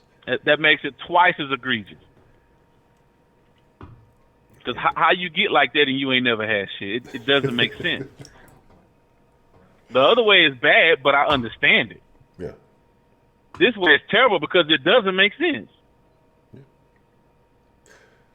So I mean, with that being a person who has never had anything and doesn't appreciate anything, I mean, well, I don't even know how you would have to be. I mean, it's you'd have to be coming from some type of fucked up. You'd have to be very. Have to have some type of nihilistic perspective of life. I don't really know. But what did you think about something I mentioned earlier? Did you hear the thing I was talking about with the Kanye situation? Niggas don't appreciate shit on the show. I say that shit all the time. I even hashtagged it in the chat, you know, while I was driving. You know, thankfully I made it here alive. But yeah, like niggas don't appreciate nothing, man. It don't matter what you do, man. You can never satisfy everybody. So I say this, look, as long as you feel good about what you're doing, fuck it, do it. No. You know what I'm saying? If you helping one person and it makes you feel good on the inside, fuck it. Fuck what everybody else say. It don't matter. I agree. That as long as that person appreciates it and you appreciate the fact that they appreciate it, nothing else matters. Nobody else's opinion matters. Okay. Well, what about, those people who appreciate what Derek Jackson is saying, even though you may not appreciate it? No, hey, I ain't gonna front on that interview, bro. It's like he was talking real shit, and like he exposed himself. Cause like at first I was like, man, this nigga full of shit, man. Yeah. Like he just catering to these women, but yeah, he's literally doing that for the money. Yeah, oh yeah. Like this motherfucker got millions of followers. It's all game. And once I saw how he really was and how he was really trying to talk some sense into K. Michelle, because that is the definition of a hurt black woman. Yeah. If y'all get a chance to watch that interview, that lady got problems, man. I feel for her. She done been rolled hard and put up wet. That's tough. But I think I gotta watch it. Like I said, I didn't actually watch because, like I said, I see Derek Jackson. I just like, it's hard for me. Derek Jackson and Cardi B on the same level. I was on the same shit till this dude that I watched. He was streaming about it and he was talking about it. And he was like, look, he said, I know this is kind of weird even for me. He said, but this dude was really speaking facts. So I listened to it and I was like, you know what? He right. So then I'm thinking, well, maybe this is how this nigga really is, but he just talk all that shit on his shit so he can get that money from these ignorant ass women. Yeah, I said it. Because the ones who find him interesting or find him truthful, something wrong with you. If you think that man is really trying to help you, because he's not. You're going to end up like K. Michelle, listening to the shit he do on his shit. But on this interview, when it was just him, and they was face to face, he wasn't just on camera recording some scripted shit that he wrote. Yeah, he talked a whole different game. He wasn't talking none of that shit he was talking about. Okay. Now, on certain points, I can't even front. Derek Jackson ain't wrong 100%. Yeah. No, he probably, I think he full of shit probably at least a good 40-45%. But the other 50-55% is shit that niggas really do. Yeah. Yeah. And I know it. And here's the thing, like, and I could agree with that because, But my thing is you have to paint the whole picture. To me, he doesn't. He caters, like you said, he caters it to his demographic, and nothing wrong with that. I mean, that's what you do if that's what trying to accomplish, and that's why you have the followers he has for a reason. But if you're really truly trying to help people, not just win off of people, then you got to give them the whole picture, and that's where I have issues with it. Like, you can't just say, well, everything you do is right, and you deserve it. Hey, you might be fucking up. You know what I'm saying? Hey, you might be fucking up, and do some audit yourself. Why? Like we just talked about earlier about people jumping to the same relationship over and over and over again, carrying that baggage with them. Address those issues before you do certain stuff. If you didn't hopped out there and had 32 kids, it ain't them 32 niggas' faults. It's probably about 36 of them because you got a couple of them who double baby daddies. But it ain't all their fault. But it's just like obviously it's something that you keep doing or you keep finding yourself attracted to because you're not disconnecting yourself to your childhood ways or how or you didn't do that self-evaluation to really grow up yourself, and so you keep falling into these relationships with the same type of dudes. It's not that you attracted to that, it's just that you haven't grown up into a certain level of maturity. And so that's just kind of my thing. Like I said, I'm not mad at him for him as that being a business. If people want to buy into it and believe it, it's cool, it's fine, it's dandy. But I just think that he has to address. To me, it's not genuine because he doesn't address the whole picture. So that's my problem with it. Yeah, and some of the shit he say just be so far fetched. It's like, okay, I might see maybe less than a 1/1,000,000th of a percent of niggas actually do that shit, and you bringing that shit to the forefront like it's commonplace. Yeah. It's like some people like to point out the rarity of certain things, but make it seem like it's more common than it actually is. Yeah. It's kind of like this LGBTQ shit. That's only less than 1% of the whole population. So why is it on 85% of every fucking thing you see and hear? That don't calculate right. Those numbers don't add up. I agree. That's why I feel like I say, and that's why I say, man, again, I don't care about whatever people choose to do or whatever whatever their lifestyle is. Don't care about it. It's just like you said. As long as it don't infringe on mine. Exactly. But it's it's like, but they're trying to force you into this mentality. Like, hey, if I'm going throughout my day, except for like the other night at Walmart, I'm not sure what that was, but I don't see this. I don't see this very often, and I'm all over the place. And so it's like a rarity. But then you turn on the TV or you get on anything, every show, it's some type of character. It's some type of. I remember when you couldn't find a nigga on no shows, barely find niggas on nigga shows. But now it's every show has a gay character. If you don't have a gay character on that show, you're oppressing somebody, or if it doesn't have a transgender or a non-binary or something. And it's just like the majority of people don't know anybody like this. I honestly feel that way. You know what I'm saying? Like I don't know anybody. Yeah, I would let me change that. Niggas in the hood, every nigga in the hood knows know one of them little ghetto studs. So I ain't gonna lie. It's every so they out there. But I'm just saying. But to the point, the way that they push it, it's just like it just makes it seem much more prevalent than it is. And again, like I said the other night, I have no issues with anybody. It's the agenda that I have an issue with. So I agree. And I agree. And I really wonder what percentage of that population is actually black, because how come on every show the gay person is a nigga? No, I think it's a big population, because again, I think it's we talk about victim mentality and we talk about a lot of things. I think that it ties in because what I see with a lot of this stuff, and like I say, it's a lot of toxic Twitter stuff, but you have that aspect of quote unquote black Twitter, and they cape harder for the LGBT stuff. They're the ones that tied into civil rights. I mean, look at the Jussie Smollett thing. And look how they attacked and went after everybody. Oh, you black straight men, y'all are terrible because y'all aren't. Just like Dave Chappelle knew. Look, we were supporting with our silence because we knew the nigga was like, I wasn't being silent. I was calling that nigga loud. Black gay men don't support nothing. Yeah, we don't give a shit about nobody but us. We selfish as shit. Yeah, so that's what we got beef with everybody. We got beef with black women. We got beef with white women. We damn sure got beef with the white man. Fuck him. Yeah. Fuck Master. Master ain't shit. But that's the thing, though. But yet, if you don't get behind the whole cause, look, man, look, I'm supporting by not attacking. That's my support right there. I'm not against you. I'm not hating on you. I'm just not concerned. I got my own set of issues over here that I'm trying to work on. But if you're not buying into 100%, then shit, oh, you bigot, massage. Like I told you, I've embraced the bigot label. Like I'm cool with that shit. Cool to me now. Shit. I used to think it was a terrible thing. Now, Man, shit, hell no, that shit not cool. Man, Don't let other motherfuckers change your frame of reference but of what, who you are. but what I'm Come saying, on, but man. what I'm saying is this: is if me being who I've always been is considered bigotry nowadays, then I'm just going to. But that's the people that don't understand the definition of the word. But that's the thing, though. You Everything is can't thrown about. change So your perspective on something a dumb motherfucker say, especially when you know better. but what I'm Fuck saying is, them. That's what you tell them. Go fuck yourself. oh well, you know, I have Suck no a problem sick with dick. that. Oh, Straight no. up. But here's my thing, though. But that's what I'm saying. Everything loses meaning, though. That's why I say it's not as powerful as a term anymore because everybody's a Nazi.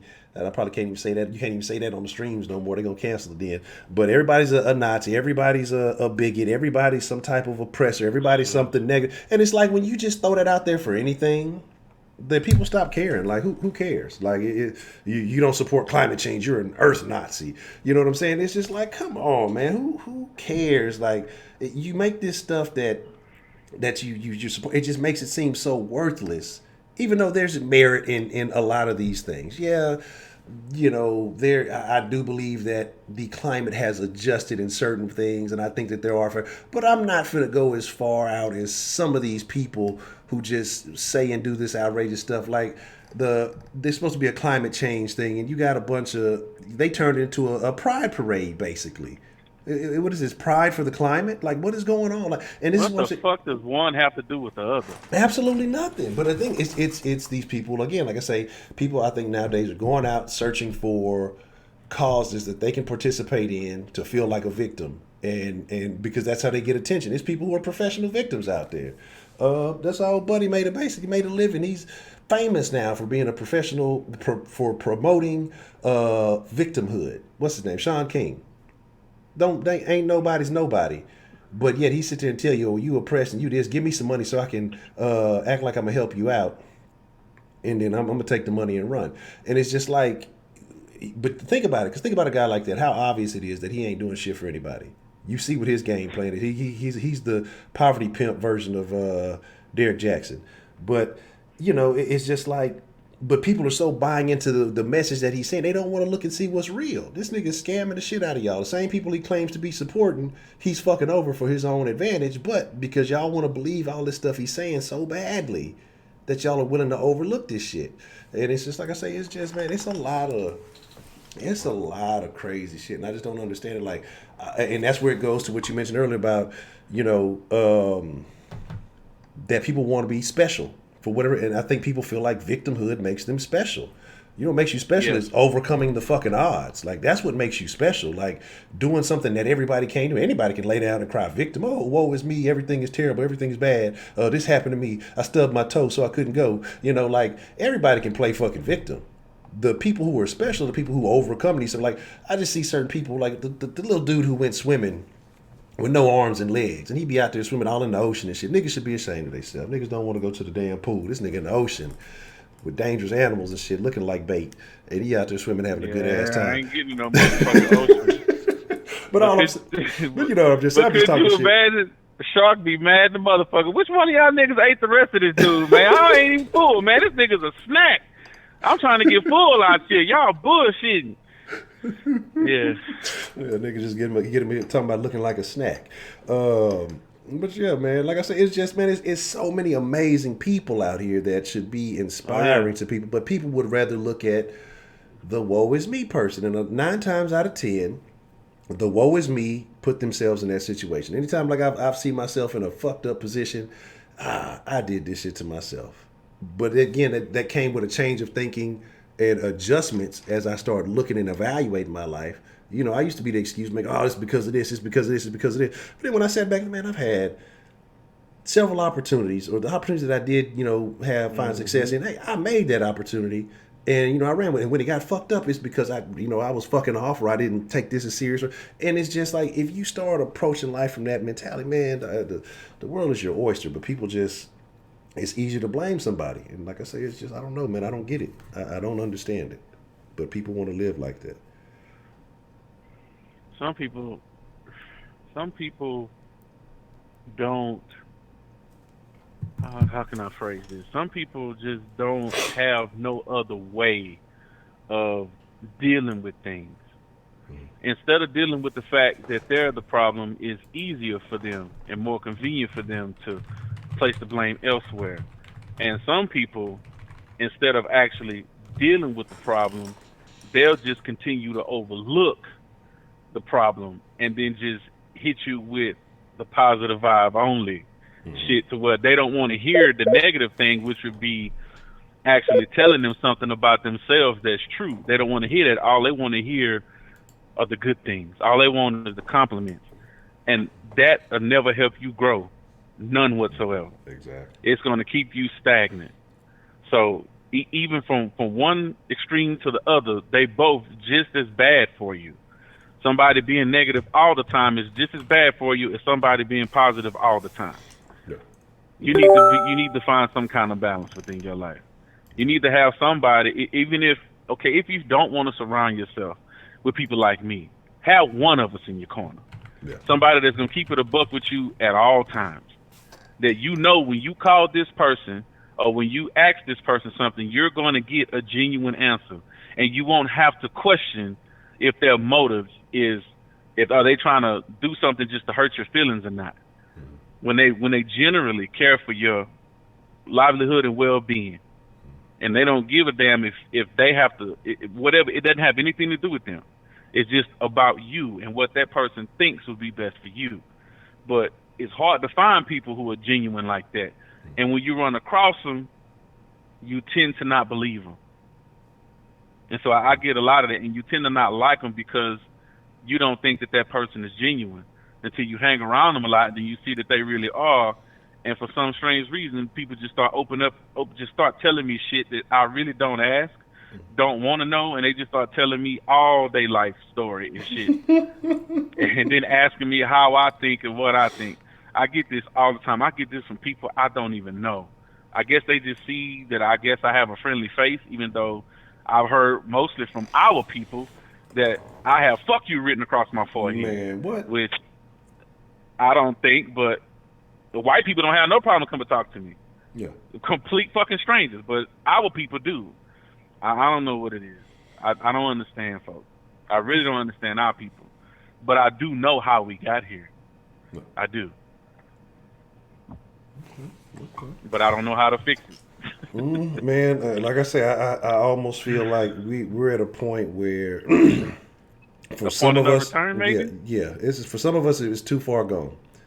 Some of us are agents, and I'm not even saying that they're government affiliated. Their whole mission is just to take us out. Like, it's just like to take each other. Like, I really believe, like, it ain't even about being a government or a CIA informant or infiltrate. They're just people who do not want success for anybody or even themselves. Like you said, man, like you mentioned earlier about people who don't, they know what their situation, and they still don't want it and don't appreciate. It's just people like that. And I'm not even talking like cool people like the Joker who just want to see the world burn on some shit. At least he put in an effort for his shit. It's just people who don't want success for anybody. They don't want anybody happy. They don't want anybody to succeed because of the lack of self-esteem or self-belief that they have in themselves. And they just want everyone to feel the way that they do. And like I say, I don't understand it, man. It feels so good to get up, get out, and get something. But I don't know if it's fear. I don't know if it's... I don't know what it is that people latch on to, and they run with that shit, man. So, again, like I said, I don't know. I don't know. But I do believe that there are people who are detrimental to the cause, I think people just latch on to what they feel the most comfortable with. Because a lot of people just most comfortable doing absolutely nothing. Yeah. And that's sad. Some people will be talented or smart, and then they just tend to not use it. No. And that's sad. That's one thing. I guess that's one of my real pet peeves when I see somebody talented and don't want to or just don't have no want at all, no kind of fortitude to pursue that or to use that talent that they have. You're just fucking wasting it. Yeah. And it's a sad sight. I agree. It's a sad sight. I agree. I definitely agree, man. I say you can't spend all your days trying to get absolutely right, Unbeaten. Like I said, I've been that person. I've been in, like I said, it just took a rude awakening. And when you just really look at it, you're like, wow, I wasted a lot of time doing a bunch of nonsense. But in my thing would be, again, it's just belief. It was like I say, my belief system. Once you change your belief system, the world change. Like it sounds simple, but it's hard to change your belief system. But it just sounds like a simple thing. But in reality, it's the truth. If you change the way that you look at shit, man, the world will change. What? Hold on, what did I miss? What you talking about, Sweet Berry? But you know, if you change the way you look at shit, man, the whole world will change for you. Because like I said, I used to be a very knowledgeable. I used to look at everything. It doesn't matter. Like I said, I told you I was Ray Joe's witness, and you know the whole end of the world thing. So I took that shit so literally. Like I didn't want to do shit. Like I don't care. And it's not like I'm trying to better myself to prepare for the end of the world. I'm just like, fuck it. It is what it is. You know what I mean? And so I didn't. I'm like, why? Because like even though I wasn't active in the religion. And growing up in it, I had this idea in the back of it stood there because that's mainly what I knew. And instead of looking at it, hey, you know what, let me embrace every opportunity to make the most of it. It was just like, why even do it? You know, everything's going to be fucked up. Everything is going to, you know what I'm saying? It's going to be on this. It's going to be on that. So why even put forth that effort? But then once like I say, a couple of things that happened. I started reading, I started changing, and man, it's like new avenues almost opened up daily. Opportunities came rapidly, and it's just again, it's just changing your fucking belief system. That's really all it is. You know, I'm not saying go a complete 180 against everything you've ever known, but you make little tweaks and adjustment, man. Your life can change a whole lot. Most people just want something to believe in, and a lot of people believe in different things for different reasons. Yeah. And I think that sometimes when if you're not genuine, or if you still, a lot of people are always in the search for something. Like they never really find nothing that actually means anything significant to them. So they're always in constant search of things. So they just kind of do a little of this and do a little of that, and they just kind of like all over the place. It's a lot of lost people out there. Yeah. A whole lot of lost. Like they don't really have nothing to, I guess, live for, in a sense, even though that's probably a bad phrase, but I'm just going to run with that.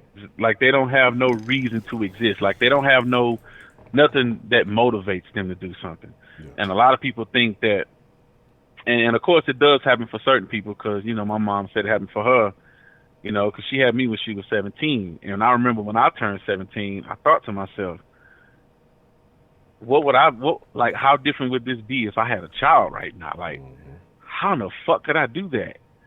But she told me, she was like, you was the best thing that ever happened to me, because you basically forced me to do things differently. You basically became my motivation to become better, you know, and to be able to supply you with things. And she said, so instead of me procrastinating all the time, I had to get my ass up and do it, because there was no one else to do it, and you couldn't do it for yourself. Yeah. So I had to do it.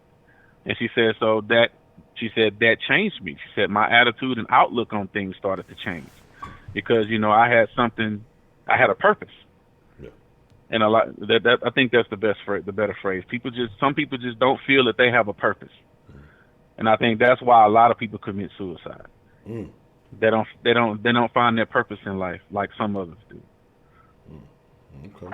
Okay. Yeah, and that's a very interesting thing, because somebody I was listening to, they say, hey, if you're a seeker, you will find. And I think that's what a lot of people get into too, is they just seeking something, and there's some people will just take whatever it is that they can find and run with that. You know what I'm saying? So I agree. But that's actually very interesting. I'm a mixture of both. I look for everything I can find, and when I do find shit, I keep looking. That's just me. I want to get deep into it. I want to have a better understanding of things. And I think that, you know, that benefits me a lot, but sometimes it gets me into trouble, because I'll be getting too in depth, or I'll get too involved in something, and then I'll neglect other things. Yeah. And then by the time I come back, I'll be like, okay, what the fuck was I doing? Don't remember. I get lost.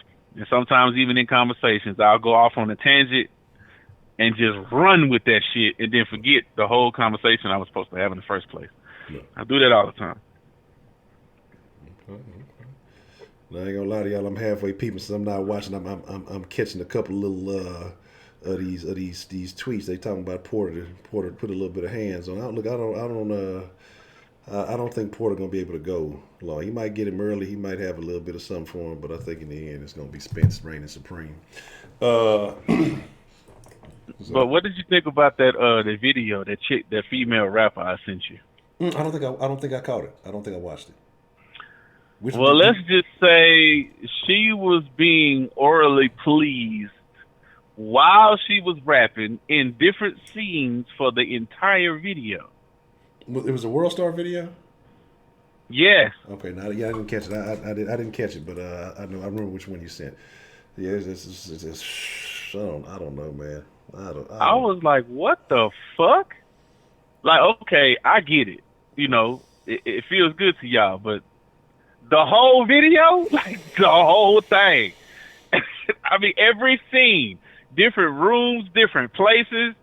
I'm like, what the fuck is this? And she's a trash. Like, the rapping just ain't good. Yeah. Oh, I mean, that's just something. Oh, that's it right there. Then you explain that's just something for the attention. You know, shit. Oh man, y'all seen the video, and then bam, that's what it is. But again, why is it that you don't really hear good female rappers unless it's overly sexualized? I don't know. I guess because sex sells, so they're just gonna run with that, and because that's never gonna stop. Sex is gonna always sell. Yeah. Everybody likes to bust a nut. Everybody. Yeah. Females love to orgasm. It is what it is. It feels great. Everybody wants to feel good, so that's never gonna change. But at the same time, at some point, you're gonna have to start talking about something that matters. Yeah, and that's what I'm saying. Like when you, and that's why I say it's hard to listen. You know, when the people go get the Cardi B's of the world, the blood Democrats. You know, the Bernie finna be a blood. Bernie Sanders is a 9-tray blood. Y'all ain't know. But all I'm saying is like y'all got to find better representation, because then when you have people come out, and again, like I say, I feel women deserve equality, and this is not to knock on that. But when you go and get these people who basically promote themselves via sex, nudity, whatever it is, and selling you all this over-sexualized shit, and then, you know, this is the person you want to be the spokesperson for, respect, and, you know, don't judge me. If you putting your body out there butt naked, you gonna get judged. I mean, it is what it is. You know what I'm saying? Like, come on, you're going to get judged. You're going to get sexualized or whatever else it may be. And it's like, so I don't understand the thinking of people. I can walk around butt ass naked. You don't have the right. Yes, the motherfucker I do. I have the right to have a fucking opinion. I can't hurt you, assault you, or, you know, physically interact with you, but I can talk about your motherfucking ass, and I will talk about your motherfucking ass. Now look, let's be fair here, Honcho. Mm-hmm. You know what I'm saying? I ain't gonna just hang the ladies out the dry on this one, because we all understand that that's the truth. Mm-hmm. It's the same for niggas too. Yes, it's true. It's true. What's the whatever the fuck his name? Fuck the nigga with all of the crazy, the snitch ass nigga. Bruh, you cannot be out here portraying yourself as a gangster, and then get in the court and snitch on niggas. Yeah. Now, I understand the inverse to this argument. Well, they should have known what kind of nigga he was and shouldn't have included him in all that shit. Yeah. Look here, bro. When you run with that type of crowd, when you try to involve yourself in that type of shit, there are risks and consequences that come with that shit. But okay, you know what I'm saying? Yeah. You have to understand that. No matter what kind of nigga that they stupid too. Yeah. I'm not exempting them from any kind of blame. They dumb as hell too for even fucking with a motherfucker like that. But we know why they did it, because he was getting money. Yeah. If it wasn't for that, they wouldn't have fucked with that dude at all. Yeah. So they was trying to get some money off a dude. So I understand it, but it still don't excuse it. So you don't feel justified in the fact that when he heard that they basically was gonna kill him for whatever reason, basically said, what the fuck did he expect? Mm-hmm. I mean, seriously though, if you fucking with some niggas and then you turn around and then you basically putting them more in harm's way, you expect them niggas not to retaliate? Of course the fuck they are. That's the law of the street. But what I'm saying is how How it goes. If he's saying, I'm just not gonna fuck with y'all anymore. They out there busting his baby mama back in. He felt what happened to the loyalty. That ain't, how can he stop that? He ain't got no control over that, bro. Exactly, but the only way that he can is to go to them people. And I'm not justifying it. I mean, with a guy like that, I try to keep them off his baby mama. She choose who she want to fuck with. No, I'm talking about because they busting up and they gonna do something bad to him too. So he just feel like shit. Where's the Lord? That's the same excuse because think about it. Niggas love what's his name? What's the big dope? Denzel Washington, Frank Lucas. Frank Lucas did the same shit. Essentially did the same shit. Frank Lucas was snitching. He said the reason why he did it, well, we had a code of loyalty, and they was out there fucking with my old lady, and doing this, and this. So that's why he snitched. Let me ask you a question, Honcho. Yeah. What's that? Why do you think street niggas respected him? Respected Frank Lucas? Yes. I can only think because he innovated the game in a way, and he was a king. No. Why was it? Money. Oh, I mean, I don't know. Look at the track record, Honcho. Hood niggas only respect fucking money, bro. Mm-hmm. That's it. It don't matter who got it, how they got it, who they are, what they are. They only respect money. Period. That niggas didn't give a shit about the shit Donald Trump did when he was running his businesses. No. If he was racist or not. They were shouting him out. Why? Yeah, exactly. Because he got money. Yeah, this is true. As soon as they don't give a damn. They all hated it. All the same niggas who made music about it. Exactly. That's why I was listening to that new Jeezy, and I was disappointed on that one song because he talking about, you heard what I said, fuck Trump. But shit, the song like an album or two before. He was the same nigga that was talking about Donald Trump in the song. The same. Precisely my point. Yeah. So that's when he was doing worse off than what he is now. He was admiring a man because that man had something he didn't have. But now that he has it, he don't look at that man the same. He think we on the same level. So fuck you. That's just what it is. People respect people ignorant people respect people that have more than them. Yeah, money and the power. Okay. I mean that's a good point, but but my thing is still, even with all that, he still gets this same thing. But that's why I say I guess it's the double standards that get applied to certain situations, and I don't get it. But I'm gonna be honest, I believe most big time drug dealers or kingpins, they have some type of law enforcement association. I believe it because if the streets know, you got to. If the streets know, the law knows. Just point blank period. If you smart, you got to. Because too many people talk. Yeah. Oh, yeah. Too many people talk. I did see that they talking about Jim Jones as a rat because they talking about he was affiliated with all that shit. He was also on there talking about, they got the recording of him talking about waxing Tekashi, but yet everybody else got picked up, but he didn't. So I did see that. There's a lot of folks in New York talking about Jim Jones as an informant. Well, it might make sense. A lot of times, man, I just think a lot of that just stupidity because I'm gonna put it like this. If I was a fucking drug kingpin and I turned to rapping, I would deny all that shit. Man, look, I ain't never sold a drug a day in my life. You feel me? I'm gonna lie like a muff. I wouldn't admit none of that shit to nobody. Niggas think it's cool to go out there and commit fucking crimes and then snitch on yourself. Yeah. So if a nigga would get on wax and snitch on himself, what the fuck makes you think he ain't fit to snitch on you? Exactly. but that'd be that's the craziest thing I don't understand because it's been so many of them, especially like some small time, dudes who really out there in the streets trying to get on with the little rapping thing too, and will sit there and really rap about the fucking crimes they committed. They'll go hit a lick one day, and then the next night they in the studio rapping about the lick they just hit. You know why? What's that? And this is the saddest shit of all. It's because that's their way of being real. Exactly. And it's so funny to me. Well, that really happened because I'm a real nigga. I'm a rap about real shit. No, you just real dumb, you dumbass nigga. Like, come on, man. Well, we be keeping it real is shutting the fuck up and not saying nothing. Nah, I don't know that nigga. That nigga could be my conjoined twins guy. He could be my Siamese twin. I don't know who the fuck this nigga is. I just woke up about 15 minutes ago and this nigga was stuck next to me, man. I'm trying to figure out what the fuck going on. Man, I don't know shit. I'm the dumbest nigga you ever seen in captivity. Yeah. Fuck no. But that's the crazy thing. But that's what I'm saying. But people think people are stupid because I remember, like I said, it was some years ago. People are stupid. I remember being in there on some old stupid shit, and somebody was sitting there talking about, man, yeah, man, you know how we got raided, whoop de whoop. And when they came in and got us, man, the detectives told us, yeah, I heard your new little mixtape talking about you was breaking into pharmacies and all that, and they got busted with a bunch of pills and a bunch of crazy. So it's like, you really went out and made a whole rap song, and the laws told them, oh, I like your music, yeah, I like that shit, you know what I'm saying? But you tell it on yourself, and this is how they get you, motherfucker. Like I say, it's a whole crazy deal, man. It's a crazy fucking deal, but I guess, like I said, you got to have that street cred by any means. You got to attach your name to, you know, whatever it may be. Like I said, I guess, you know, it is what it is. Look, if you're doing all that dirt, you need to be a conscious rapper. That's what you need to be doing. I look at it like this, and this is why I respect this man so much. Mm-hmm. Jay Prince. Yeah. He don't never brag about none of that shit. Mm-mm. He don't never talk about none of that shit. No. But guess what? Everybody knows. Mm-hmm. Yeah.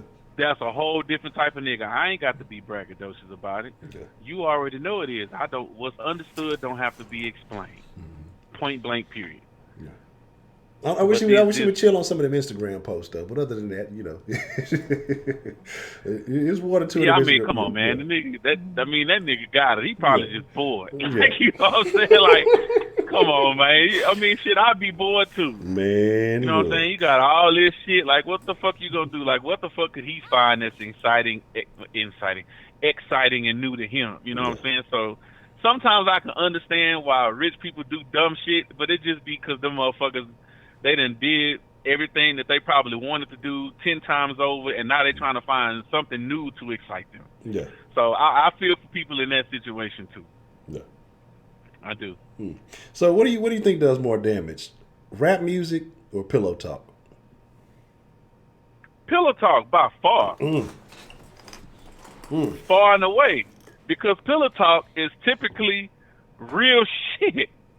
It's shit that really happened. A lot of the rap shit be bullshit and lies, and they just trying to uphold an image or a persona.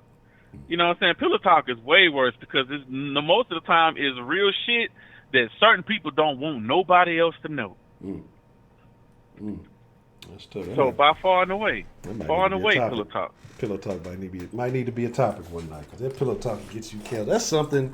Look, Jay, that's something I've never engaged in. Like, I don't understand it. You know what I'm saying? Like, if we got personals between me and, you know, my old lady, like, we'll discuss those kind of things. But as far as, man, you know, such and such over here and this and this, like, that's I think if the one consistent that I've had in a relationship, that's the problem that they say. You don't ever say nothing about yourself. You don't talk about this. You don't talk about how you feel about that. You don't say this. You don't say that. That's been the one thing. You know what I'm saying? That I would say has been a consistent thing. We say Jason Morris said we're gonna give Rihanna a pass after she snitched on her own cousin for selling fake counterfeit designer clothing with no motive. Was it her stuff? Was it her? Was that Fenty shit? I stopped fucking with Rihanna after I heard she was promoting that slave play shit. Like, Rihanna had like a small window of accessibility. You know, she had a small window where she could have got with the Honcho, but now that window is closed. You feel me? You know, I was gonna give her a little bit of pass. I didn't like her when she first came. I thought she was just a big head ass, just annoying. I just didn't really rock with her. But then there was like a little time frame. She was getting a little thick, you know. I was like, oh, Rihanna got a little wild side to her. When she gets something, I see you. You know, she was smoking. I was like, okay, that's back when I was smoking. I was just like, okay, I see you, Rihanna. You might need to roll something up. What you talking about? And then, like I say, then once it just kind of got to more recently some of the things that she was doing and promoting. I'm just like, you know what? Some of these celebrities are just so out of touch, but they see the little thing on social media, so they promote and they support these things. But it really ain't what it is. And like I said, when I saw she was real big on promoting that slave play shit, I was done, man. Like that shit, I'm done with that shit, man. You know, so I still hit it once. I just hit it once just to do it. I wouldn't even brag about it. I just do it. And I say shit about it. Then I won't even call back. Straight back shots. I grab her ass by that forehead and fuck her back up. I ain't lying to you. Straight forehead action. I got big hands too. I grab that whole motherfucker. She ain't going nowhere. I break her goddamn neck. Oh, yeah, you don't need some gloves. You don't need some of them D-hop gloves, man, because that forehead look like it might be a little slick, man. It might have a little more. You have to get that good grip. Nah, my hands ain't that fucking big. When I found out that motherfucker wear a 4X glove, bro, I'm a 2X glove. Yeah. Oh, it gotta be 2X. If it's X, nah, it's gotta be a 2X. That motherfucker 4X up, bro. Them some big ass hands, my nigga. Yeah, that's what I'm saying. That's man. crazy. That's tough, man. That's tough. Yeah, see, that nigga Hop is on a whole nother level. That's ridiculous too. Because he ain't that. For him, his hands be that big and not really necessarily be that tall. Yeah, that's yeah, crazy. that's very odd. Like, how is that? Like, your hands is that big?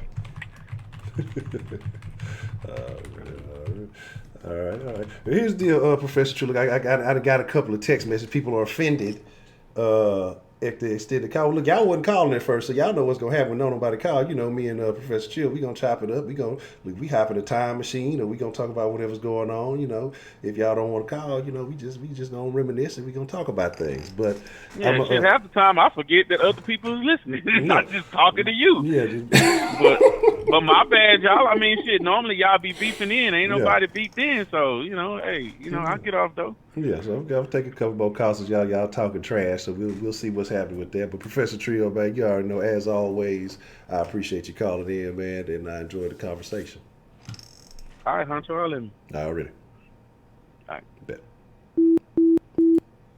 Look, y'all talking all kind of trash. Look, all you gotta do is call. Wasn't nobody calling, so we just like, look, I ain't want to talk to Shannon because Shannon be talking crazy.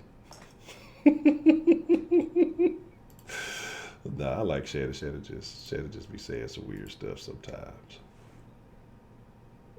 Hold on, look. Hold on, somebody made a request. Let me see if look. You know, I will abide by the request that was made. What's going on, Honcho? It's your boy, Man Up here. Man Up, what's the motherfucking deal, Man Up? What's on your mind this evening? I saw you send a request for me to contact you. How you feeling, man? What's on your mind? Oh, man, I was just calling, man, because I turned you on right when, in the middle of Jay Dizzle call right there, man, and I heard y'all talking about some things. And I was like, damn, dude, because me and my wife were talking about this shit, accountability and shit like that. And, man, I seen that video with K. Michelle. Mm-hmm. I'm like, man, that broad is on something else, dude. She is so, you know what? I'm going to say this here, and I say it to my wife, and my wife gets to be fussing at me sometimes, but I don't give a damn. Mm-hmm. I'll be saying women are so damn contradicted about themselves, they don't know what the fuck they be saying sometimes. Mm-hmm. How in the fuck you going to say you got a good father as a role model, but yet you like the bad boys? Yeah. How in the fuck you going to say you got a dad that was there for you, treat you right, do you know what I'm saying, and you looking for a man like him, but you going for bad boys who mistreat you? That don't make no fucking sense to me. You see what I'm saying?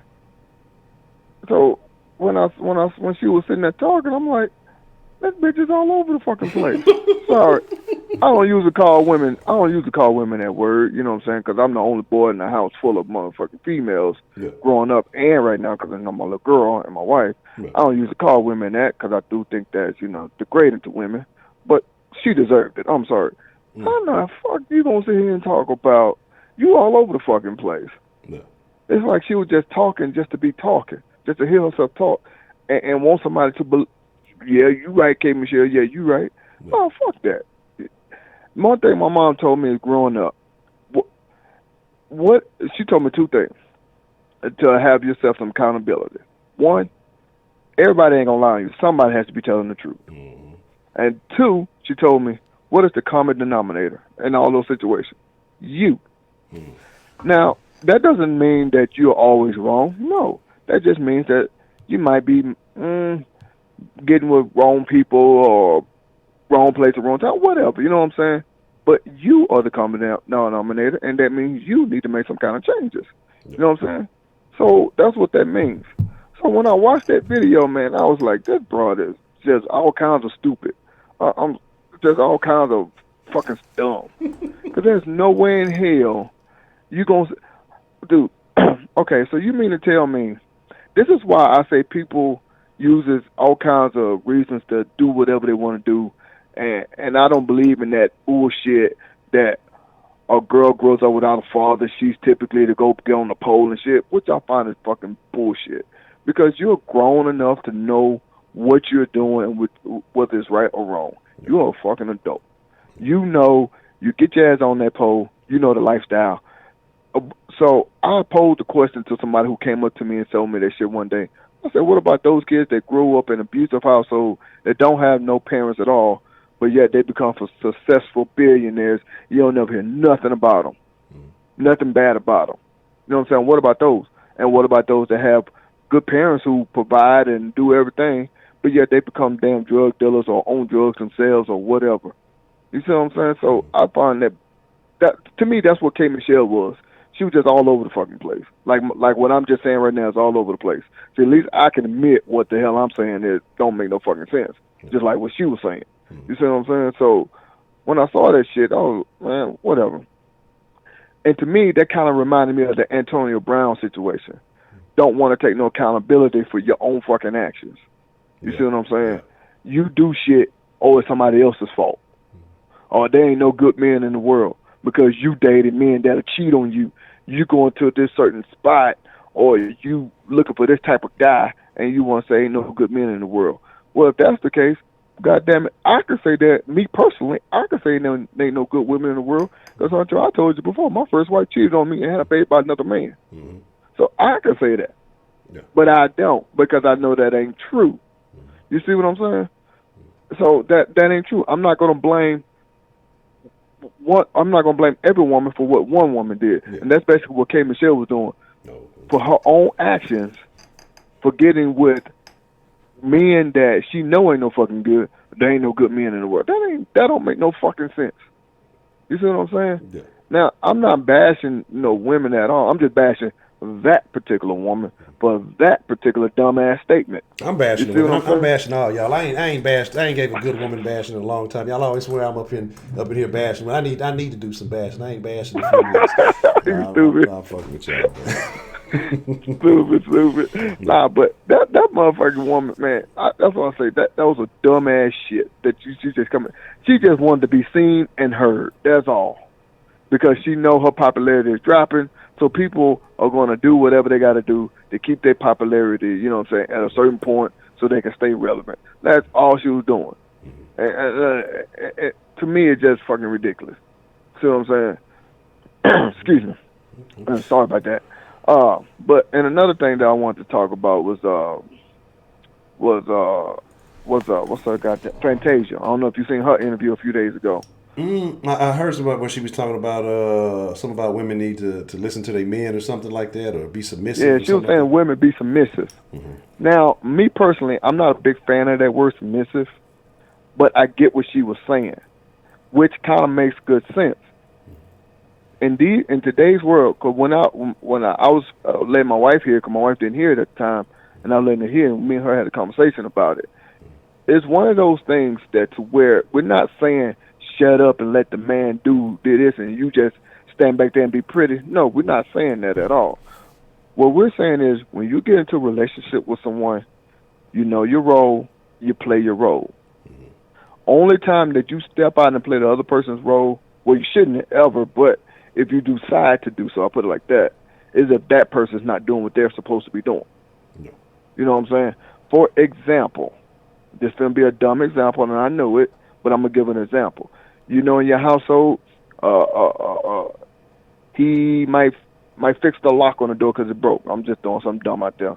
And she might go do the laundry. No. See what I'm saying? If he don't ever fix that lock on the door, then you know you got to go get it fixed. You see what I'm saying? That was his role, and he ain't playing it. So, of course, that lock that got on the door got to get fixed. So, it got to get fixed. You see what I'm saying? So, that's what I'm saying. If someone not playing their part, then I get it. But you know your part in a relationship, and you play your part. And me personally, I think that's one of the biggest reasons I put it like that why a lot of relationships fail, is because when you step into the other person's role, you're not letting that person be the person who they are or who they want to be in the relationship. and they don't feel wanted or needed. Now, I'm not saying it's okay to go cheat. No, I'm never ever saying that at all. But what I'm saying is that's the problem in a lot of relationships, because a lot of people don't understand their part. They feel like they got to play both roles, and then when you're doing that, it's like, what the fuck am I here for then? You see what I'm saying?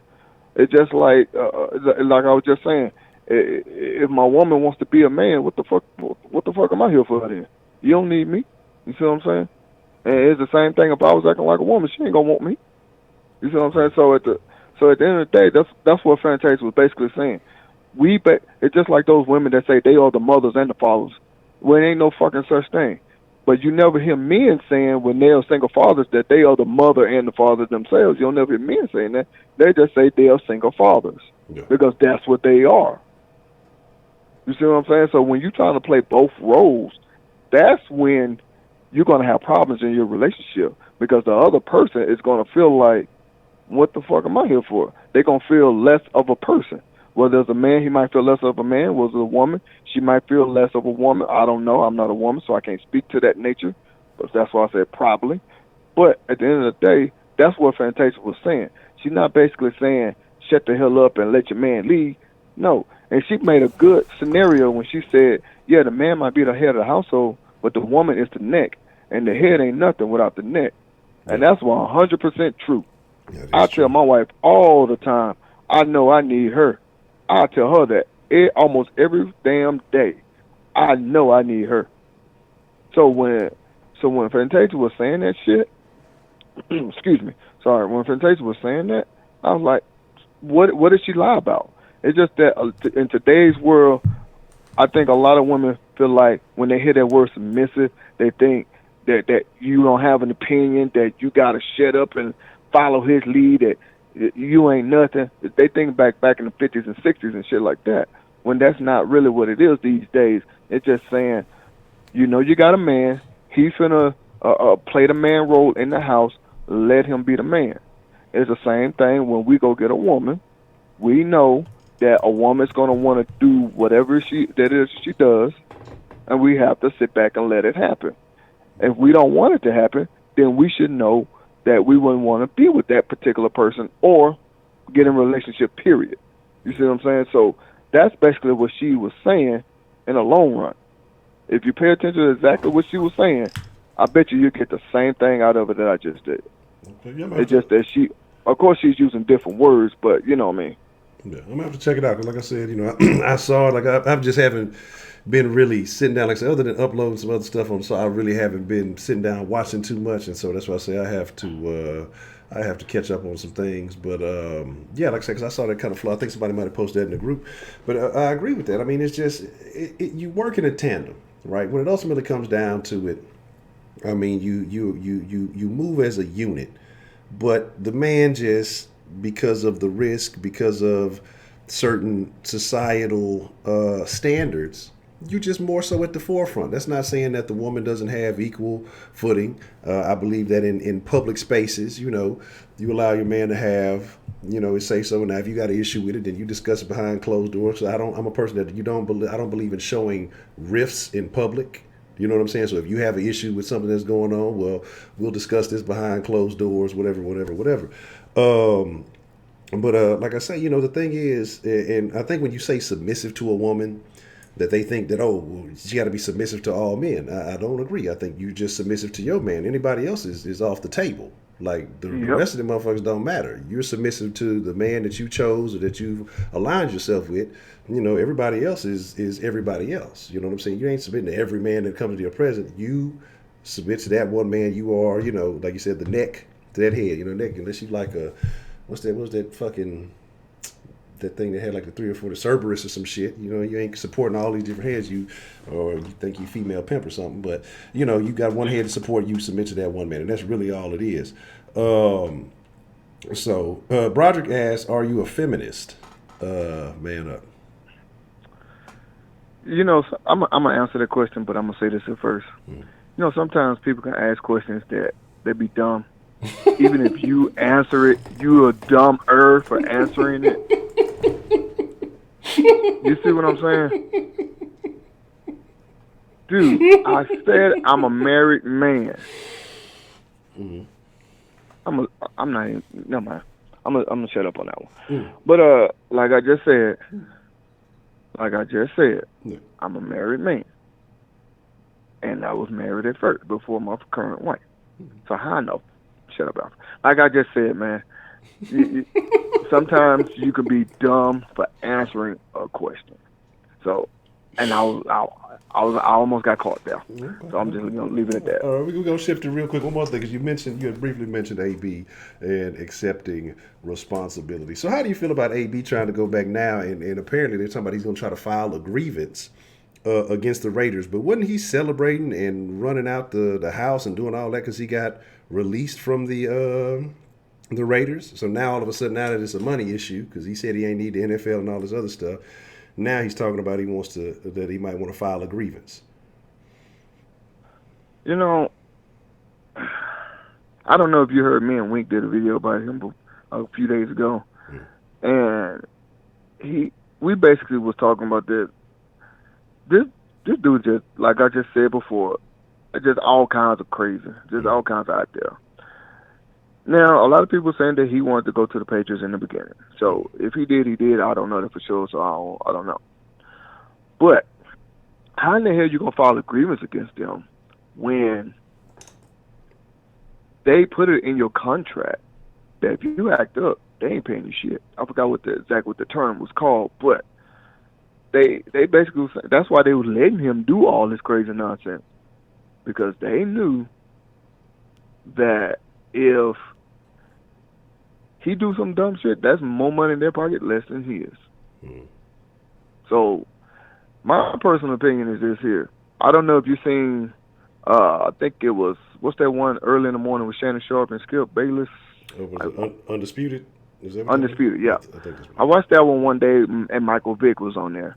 Perfect man for the perfect situation. He stood there and said everything that he went through, it reminded him when he was watching Antonio Brown, things that he went through. And you got to have accountability. You got to surround yourself with people that's not going to tell you everything you want to hear, with people that's going to tell you that things that you need to hear. And it's not going to always feel good. Of course not. You're going to get mad about it, but you can respect it in the long run. You see what I'm saying? And I think that's what Antonio Brown needs. Because you got what you wanted when you got released from the Steelers. Traded, released. He got traded. So you got what you wanted when you left the Steelers. You wanted to lead the Steelers. You wanted a fresh start. And your very first press conference with the Raiders, you show up late. And you get mad at the national media for pointing that out. Want to call Shannon Sharp, I forgot who else, Uncle Tom's, and working for the white man and all that bullshit. How you gonna disrespect someone else for you not doing what you are supposed to be doing? So you mean to tell me I cannot go to work and my lights get turned off, I can get put out of my house because I'm not paying my mortgage, and I'm going to blame the light company and the people I pay my mortgage to for taking everything away from me because I'm not doing what I'm supposed to be doing? Is that the world we're living in right now? That is ridiculous. That don't make no sense whatsoever. He don't have any kind of accountability for what he is doing. I know that if I get my ass up and I call off from work, what the repercussions is. I can either accept it, and I can either do it, or call off and accept it, or say, look, I got more expensive shit to worry, not expensive, I'm sorry, I got more important shit is what I meant to say, to worry about than anything else on this earth. And the most important thing I got to worry about is that little girl that y'all see me with a lot. That's who I have to worry about. That's why I get my ass up. See what I'm saying? And he has kids. And you setting this kind of example for your kids. You see what I'm saying? And then what kills me is when you get cut by the Patriots because you sent these people that accusing you of rape and stuff, you sent them some crazy-ass text messages or whatever it was you sent. You want to go after Robert Kraft because he cut you? Exactly. Seriously? They gave you a chance. They knew what you did with the Steelers. They knew what you did with the Raiders, and they still gave you a chance. And you want to go after him? Are you serious? I would be so grateful that I still got a chance. And then at the end of the day, he gonna talk bad about what happened with Big Ben a few years ago, and Robert Kraft. Now, I get where he would come from, why this and why that, but at the end of the day, dude, you got to answer for your own situations. You see what I'm saying? They can do whatever the hell they want to do because it's their team, and they make final decisions. If they decide they want to keep Big Ben for what happened with him, that's it. That's on them. You know what I'm saying? That's their business. Shit, we all know Dallas Cowboys, Jerry Jones is known to hire some damn criminals and crooks and shit. But guess what? That's his business. He can do what he wants with his business. If he decides to let you go because you ran a stoplight and this motherfucker killed somebody, it ain't right. It's dumb and stupid, but that's on him. That's his business. You don't own a team. When you have to punch that clock and show up for somebody else's job, you got to listen to what they say, dude. Yeah. Plain and simple. That's just in the story. Now, when you own your own business, you make those decisions on what you want to do, how you want to run and stuff like that. Other than that, you can't tell nobody how to run their business. Yeah. That's just how it goes, man. That's just how it goes. Okay. So at the end of the day, man, and whoever this be for real, dude, I'm not a feminist. Okay? I know you asked me that question. I'm not a feminist. I don't know where that came up from. I am not a feminist. Anyway, so at the end of the day, man, all I'm saying is this here. Kind of like what Jay Dizzle was just saying. Look, we have to sit here and say, what I did, I'm wrong. It's just like those that get hooked on drugs and then they go and look for help and people feel sorry for them. I don't feel sorry for you because we was all taught as kids, you know what I'm saying, just say no to drugs. Or you remember those commercials, this is your brain on drugs, or all that bullshit. So you know the repercussions of being on drugs. You know if you're going to smoke that crack or whatever, what could possibly happen to you. So I don't want to hear that nonsense. I don't feel sorry for you. I'm sorry. Because that's a personal choice. You decide to go do it. You see what I'm saying? So it is what it is. You know what I'm saying? You decided to get your ass up, go for some odd reason, go smoke crack cocaine or whatever, and then want to look for some sympathy. So at the end of the day, man, it is what it is. So I don't feel sorry for him. He made his decision. At the end of the day, he has to live with it. Bottom line in the discussion. Okay. Well, that's a bet. Well, anything else that you would like to add to that, Mr. Man Up? I can't find no fault in that. Nah, man, it's been a long time coming, man. I wanted to hit you up, man. I know the last few times you did dance, I was busy, man. I've been wanting to watch your show, man, but I couldn't. But I'm glad I caught you right now. But all the thing I want to say, man, is this here. Keep up the good hard work, man. You know, we appreciate you. We love you in the den, man. Yeah. And I'll catch you up tomorrow for Soft Sports show tomorrow. All right, that's a bet, man. Up, man. I appreciate you calling, man. And like I say, it ain't nothing without the den, folks. So I appreciate y'all supporting, man. All right, you have a good one now. All right, you too.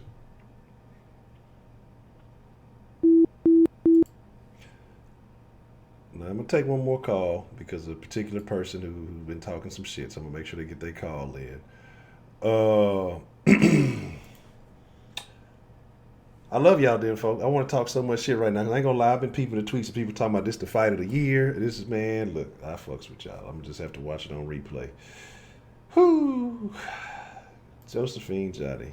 Lord have mercy.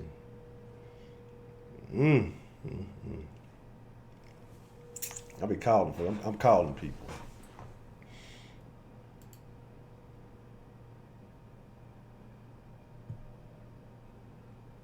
¿Cómo está? Hello. I'm supposed to start with hola. Is this the texter who has been attacking the callers? No. Hello, Miss Ashley. How are you this evening? I'm fine. How are you? I'm doing solid. What's on your mind this evening? How are you? I mean, how is life treating you? Pretty good. Okay. Good. Okay. So, is there something on your mind that you would like to speak on this evening? No, actually, no. Like, I don't know. Okay. Okay. All right. So here's my thought. I'll throw a couple of things. I'll throw some alley oops here to you. I'm just looking for my charger. What happened? I said I'm looking for my charger. Oh, you're looking for your charger. Okay. What type of charger is it? Android or you're an iPhone person? What do you think? Okay. Anyways, what were you saying? I said, are you an Android or an iPhone person? iPhone. You're an iPhone person? Usually. I mean, Dear. I have an iPhone and an Android. Oh, okay. Oh, you big baller. So you just flip the script however you want to. Oh, okay. Tough. Okay. Oh, there's Angela. Interesting. Really? He went to rehab. That's crazy. Yeah, 6'9", finna he gonna snitch on Ashley. Talk about y'all. She got two phones like Kevin Gates. So here's the thing. I hate Kevin Gates. You hate Kevin? He just dropped a new album, and people said it's pretty good. I haven't heard it. Why do you hate Kevin Gates? Because he's so funny. He's like straight broke. Now he's like pandering to Gates. Did you see when that tranny called him? What? No, what? Wait, what? Okay, so he was doing a live on Instagram, and this like tranny that she looked pretty convincing. She was like a woman, and she was like, "Oh well, because I'm trans," and he was like, "What? I don't care about that," like whatever. But he wasn't like acting all crazy, but I don't know. It just seemed all like some industry bullshit. Tough scene. You hate to see it. Excuse me. I had the sneezes. I just hate Kevin Gates. You just hate Kevin Gates. But Kevin Gates, he's like he's a troll of sorts. But I mean, he's like, I don't know. I wouldn't call it. I wouldn't say dumb smart, but I don't know. Sometimes he's one of those people. I think he thinks he's smarter than he really is. He's read a lot of books, maybe, but hadn't quite properly applied the knowledge. Because sometimes he says things that it starts off okay, he's making some sense, and then it just gets real weird before it's all said and done. So there's that. There's that. Oh Lord, there go Miss Angela caping for Kevin Gates. Look, you worry about them Falcons tomorrow, whoever they finna lose to. That's what you need to be. That's what you need to understand, Angela. What did she say? She's saying we just don't understand Kevin Gates. And so I don't think I want to necessarily understand Kevin. I like his music though. He's had some. I think I like some of his earlier stuff better. I haven't listened to as much of the newer stuff. Like I said, I like him as an artist, but again, that's one of those situations where you have to separate the artist from the individual. But he is funny. He used to have some funny ass shit on his. You're a terrible person. What did you do? No, I never said he was terrible. I just separate the artist from the music. Like I said, I like his music more than I care about some of the weird stuff that he does. I don't know about the whole conversion and hair dye and all that other weird stuff he does. Stop the nonsense, Angela. The struggle. Like I say, I can appreciate his music.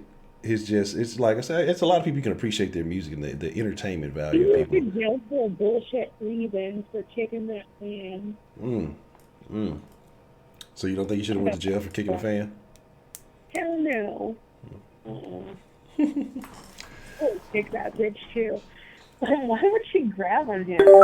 Because the same reason women grab on all kind of artists, the same reason that women try to stick a finger in R. Kelly's butt. You could trip me. Like, don't touch me. Mm. That's tough. Like, trying to pull his pants down. He's a married man. That's some peace music. Mm.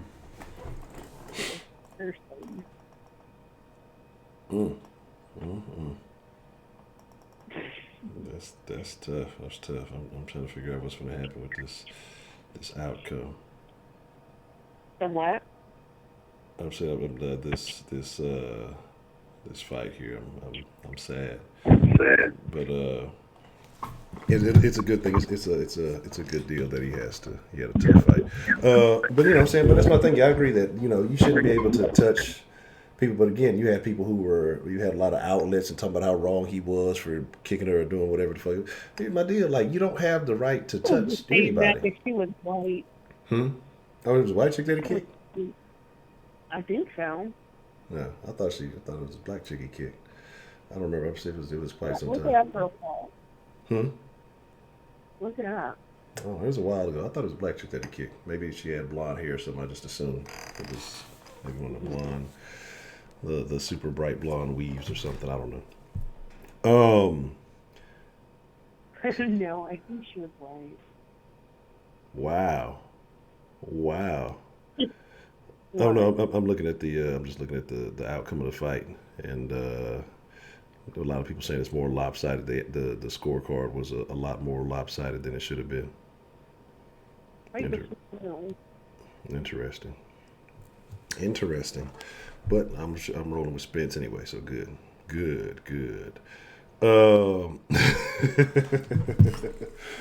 Spence won, so Spence got the belt.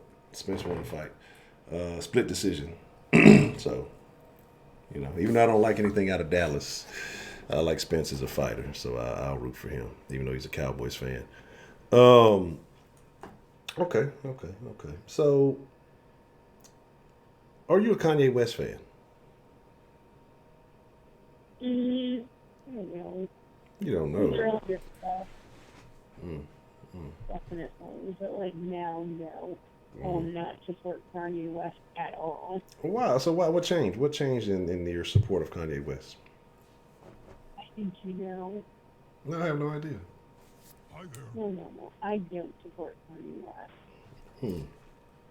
What did Kanye do to you to lose your support? He didn't do anything to me personally. Just not a person. So what happened? I mean, why are you no longer you're no longer rocking with Kanye? I just don't like, or I just don't. I'm not a fan of him. Like mentally ill. His family is exploiting him. Well, isn't mental illness a sickness? So shouldn't you be supporting him if his family's not supporting him? Should what? I said, shouldn't you be supporting if his family's not supporting him? I don't give a shit about Kanye. What's his mental illness? That's tough. Man. That is tough.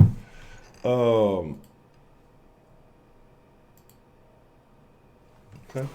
I don't know. I'm just trying to see what's on your mind. I want to end it on a good. Why Kanye? Oh, because Kanye, I was asking about because he had the event and people said that it was racist. That he sold a bunch of tickets to white people, even though the tickets were free and the event was held in Detroit. Somehow people were saying that he was catering to white people because there were a lot of white people at the he just dropped that new album Jesus is King or whatever it is, and I guess at the viewing party or listening party or whatever it is, it was a lot of white folks and there was a lot of black people saying he was a racist or he's gone over to the other side or this, that, or the other, coons and Uncle Toms and all those things. But Oh, yeah. everybody had access to it. He put the tickets on Ticketmaster for free, and he held an event in Detroit, which I don't think is the widest place in the world. So, do you think that those statements are fair? Fair assessments of his character. Yeah, he had more control over it. You know, it's not like he handed out the tickets personally. So I don't see how he can really care. Okay. 'Cause like I said, I saw a lot of people as the information became. You know, people said, "Oh, well, he just probably made the price of the ticket so high that black people couldn't afford them." Then they find out that they were free, and they just come with continued excuses as to why. So I think when people come with it, do you think that people are just based on they base their lives on agendas now more than ever? Because that's how I feel. Like I think people don't really want the truth anymore. I think people really want to push narratives. Would you agree or disagree with that? I think people want the truth. Yeah. You think so? Well, why wouldn't they? I don't know. Because the truth, you can't handle the truth. That's why. Right. Yeah. No. Yeah, people want the truth, but people love to feel special, and that's people mainly just attention seek. Okay. I don't know, and the reason why I say that is because I just look at various things, and it's not always super serious, topics. Because, like I say, I look at, like I say, I have a sports channel. I look at other things, other conversations that we have, and that I have with people.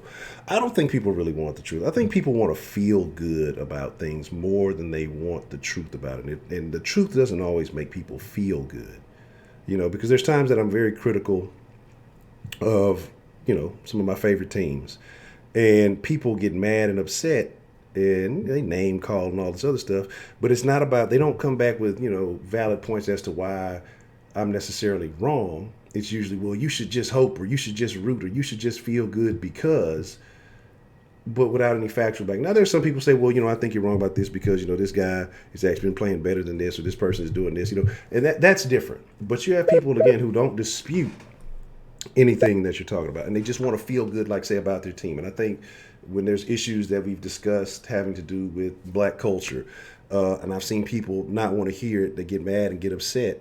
Trust me, when I had that pro-black conversation, a lot of people left the den. I lost a lot of subs after that because they didn't like that I was being critical. We had some messages and things that they felt like I was being unfair. Then a lot of people mistook what I was saying because the stream ended up splitting, so they caught the second half and not the first half.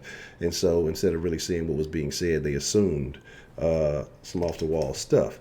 But the thing is, what happened?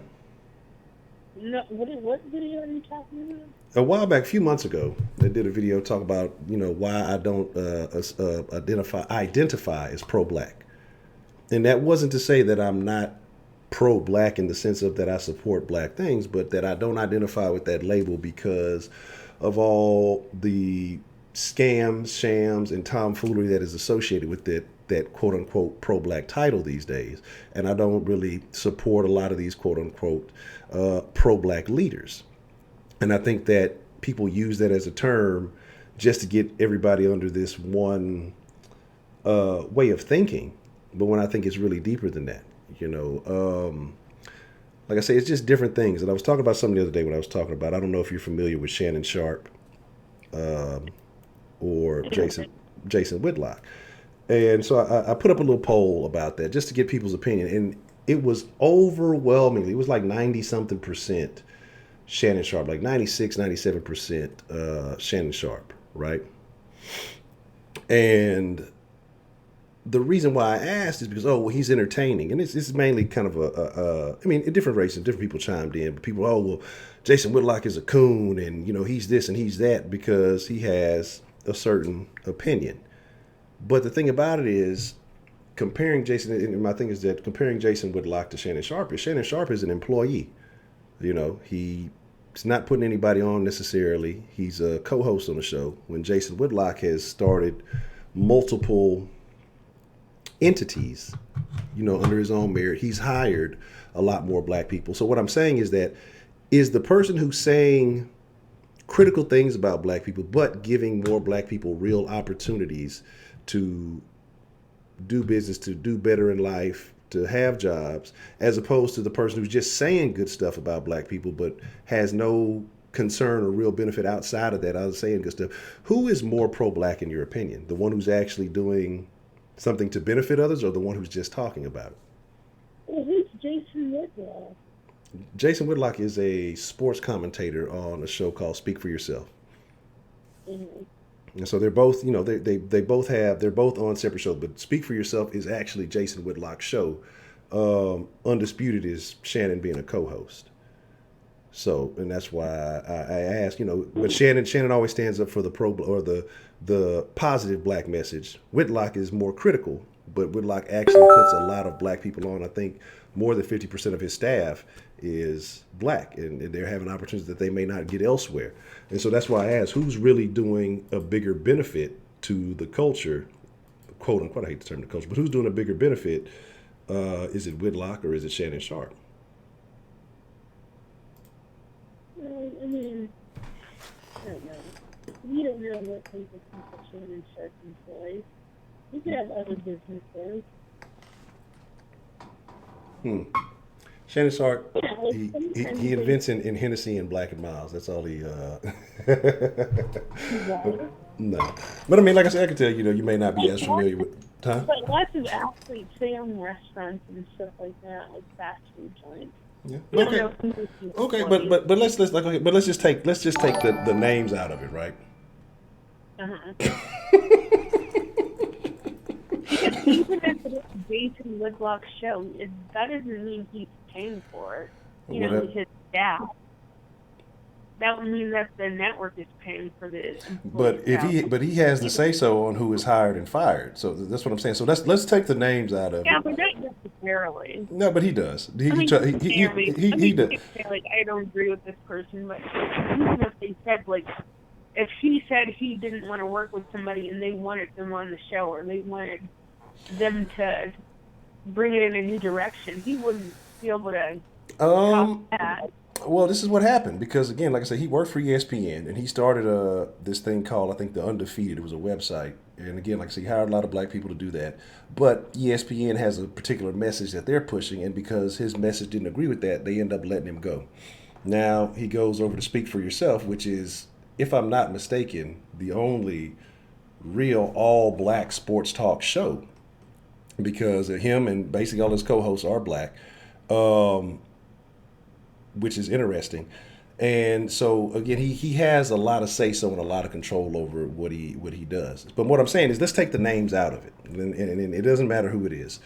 But is the person who is, say, a person who speaks positively but does nothing with their actions, versus the person who speaks critically but employs, hires, educates, helps, whatever, who is doing better for the community, in your opinion? I mean, it would be the person that hired people. But you don't know what they all do. That's what I'm saying. It's like, okay, we're taking it, they're basing it off of these two shows. Whistleblower. Okay. Even Chris Brown, he owns like 3 Wendy's. Can you imagine how many employees he has? Chris Brown owns 3 Wendy's. Well, how many of his female employees does he beat? Huh? How many of his female employees does he beat?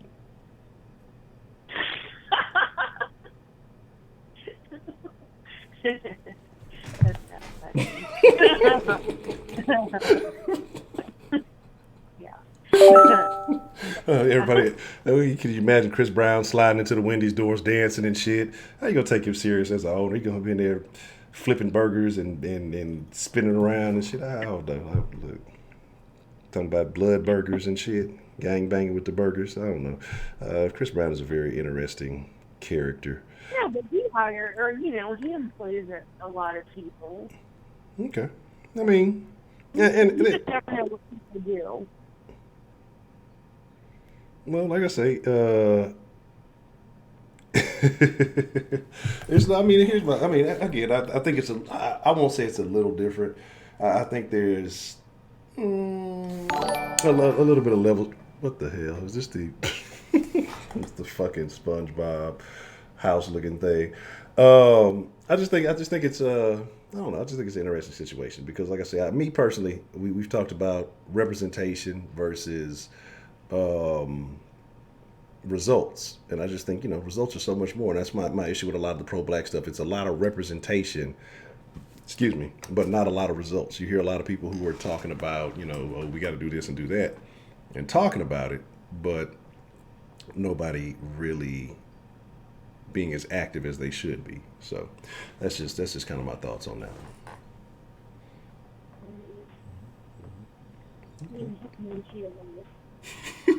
Fucking face. And don't see the problem with being pro-black. Huh? You can get every other pro-black person. But You know, what? what?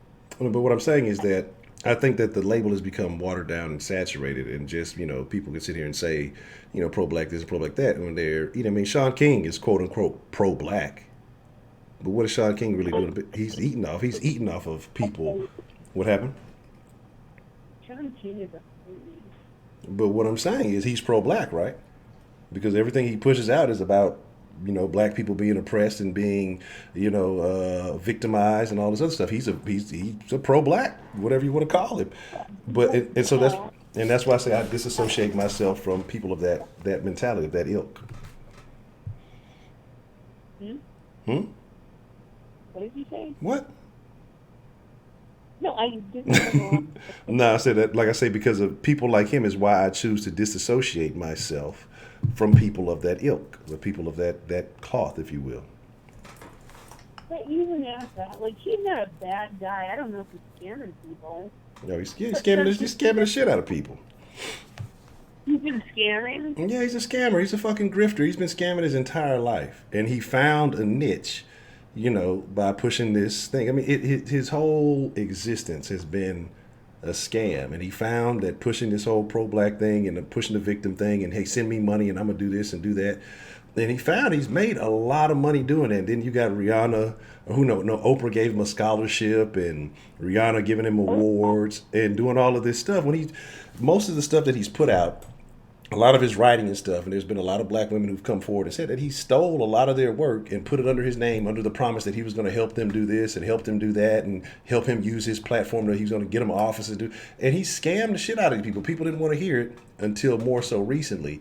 And then what fuck around and happened is now that the black thing is maybe not as favorable. Now he's trying to move over to the LGBT thing, and he's starting to implement a lot of that. So, I see him doing a lot of that. Yeah, because that's what I'm saying. He's going where the attention is popular. He doesn't care about what's going on black. Like the little girl who down here in Houston a while back that had got shot in the car. When everybody thought it was a white dude that shot the car up and killed her, he was promising all this money for information and all this other stuff. Turned out to be some niggas who thought it was somebody from the club the night before or whatever else it was. Promising to pay for the funeral and do all this other stuff. Then, now there's no money. Now he's not paying because it wasn't what he thought it was. You asked for information. The information was found out or whatever, and then he didn't want to pay the money. So what difference did it make whether they were white, black, or whatever you wanted to be to follow that narrative that you wanted to push if you said that you were paying for information? If it was really about the little girl who got killed, you want to find out who the killer is and get justice. Doesn't matter what the race is. And that's why I say, he has a narrative to push and people got to see these things. But, it is what it is. And so, I mean, Well, I think it was 17 was a scammer, but they say what's his name is a scammer. Who is Umar it? Johnson. Umar? Yeah, but he finally has a school. So I haven't been following Umar as much now. Like I said, I haven't been following Umar as much. I know that there was a lot of people. Last I heard, was when everybody was mad about the stripper thing or whatever. But I mean, he's a fucking man. As long as he ain't married and attached to somebody, he ain't cheating on nobody. Do what you want to. I don't give a fuck what you're doing. He's what? I said, because a lot of people were upset about, I guess, the stripper thing, but I said, as long as you're not married or attached to someone, then do what the fuck you want to do. What? Like, he's like, that's weird for an adult man from that. Yeah, I mean, they want him to be a monk or something also. I mean, that's not the case. He never promised to be that. Yeah, I think it would be weird if he was celibate. I think it was kind of stupid to say uncelibate. You think it's weird Or for if he could have been for a while until he met her, I don't know. But I had a period of celibacy for a while, but the thing is, the thing about that, women are bad people, because if a woman knows that you are celibate or you're not engaging her in a sexual manner, they will try to turn it up and they will try to ruin you. Women are terrible. Oh, he said he was celibate. He lied and said he was celibate. Oh, I don't give a shit. Shit. Oh man, yes. That's gonna be my campaign. I'm running for president as an independent in 2020, and my campaign is gonna be "Women Are Bad, Honcho 2020." but women will try to corrupt you. Like women, especially if she feels like she's attractive or sexual in nature, she will do her damn, and it will ruin a woman if you do not accept her advances. I mean, it's like you're a bad person. I mean, I've seen women distraught and devastated. If you turn down a woman's advances, it's like the man is a bad person. Hey, you know what? I got a protocol that I'm living by here. I have a reason why I'm doing the things I'm doing. But if I don't, throw that all away and accept your sexual advances, I'm the bad guy for declining or hurting your feelings or whatever. When you knew beforehand what was going on, and that's why I say it's super crazy. It's really crazy. how long were you celibate for? What was it, about 16, 17 months? Right on the brink of 17 months. And so, like I say, it was just some decisions I had to make and had to get some clarity of mind and some other things. A lot of stuff was going on at that time. Yeah, but why did you go celibate for 16 months? I had to deal with some issues, some things that had happened in life. It was a traumatic situation, and so I just kind of withdrew myself. What? Like what? I've gotten into it in the past. I might get into it in a future den. I'm in a good mood now, so I don't want to go down that road right now. But it was a very upsetting situation. Lost someone very close to me, and so I just decided to step back for a while. Was it the fight with the lesbian? What happened? Was it when you had a fight with a lesbian? No, it wasn't a fight with a lesbian. I would have probably ramped up my sexual activity after dominating a lesbian in a physical battle. No, that's not it. That's not it. Okay. Yeah. No, I love the lesbians. I love everybody. Everybody love everybody. Okay. I forget being on you. They put bad juju. Honcho's a hater. No, I've never been a hater. I might be. I don't know. I might be a hater. Who knows? But here is the deal. Hell no. Rack that shit up, my name. Absolutely not. Prepaid in the motherfucking building. Man, prepaid. I miss Spence versus Porter because I love the Den folk and I owed him. I wanted to watch this fight so bad. But I'm glad the outcome was what it was, man. That's what I heard. Everybody been talking about this fight here. I'm going to have to go back and watch it on replay. So I'm definitely going to have to check that out.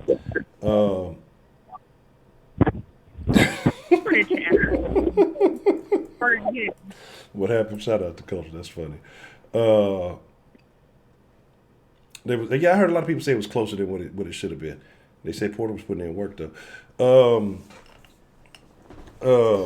I'm not a hater. I don't want to be woke, Miss Me. Do you know what wokeness is these days? Wokeness is a disease these days. Like the reason you have 52-year-old transgender college basketball players is because of wokeness. You know what I'm saying? They have what? Oh, you weren't here for that story, were you? No, what happened? It was actually a couple of years back, but I came across a story of a 52-year-old transgender woman playing on a women's college basketball team. So there's so much wrong with that story. You can talk about ageism. You can talk about the whole sexual orientation thing. There's just a lot of stuff to talk about. So I don't even want to get into it. You know what I'm saying? I don't even want to get into it. Oh, wokeness is all element. What are you talking about? What are you talking about? Woke element OP is taking over the wokeness. You cannot be woke unless you're embracing the alphabet game. That's the rule. That's 2019 rules. They put that in a new handbook. You cannot claim wokeness if you're not embracing the alphabets game. You got to have a box of alphabet cereal in your pantry. Otherwise, it's over with.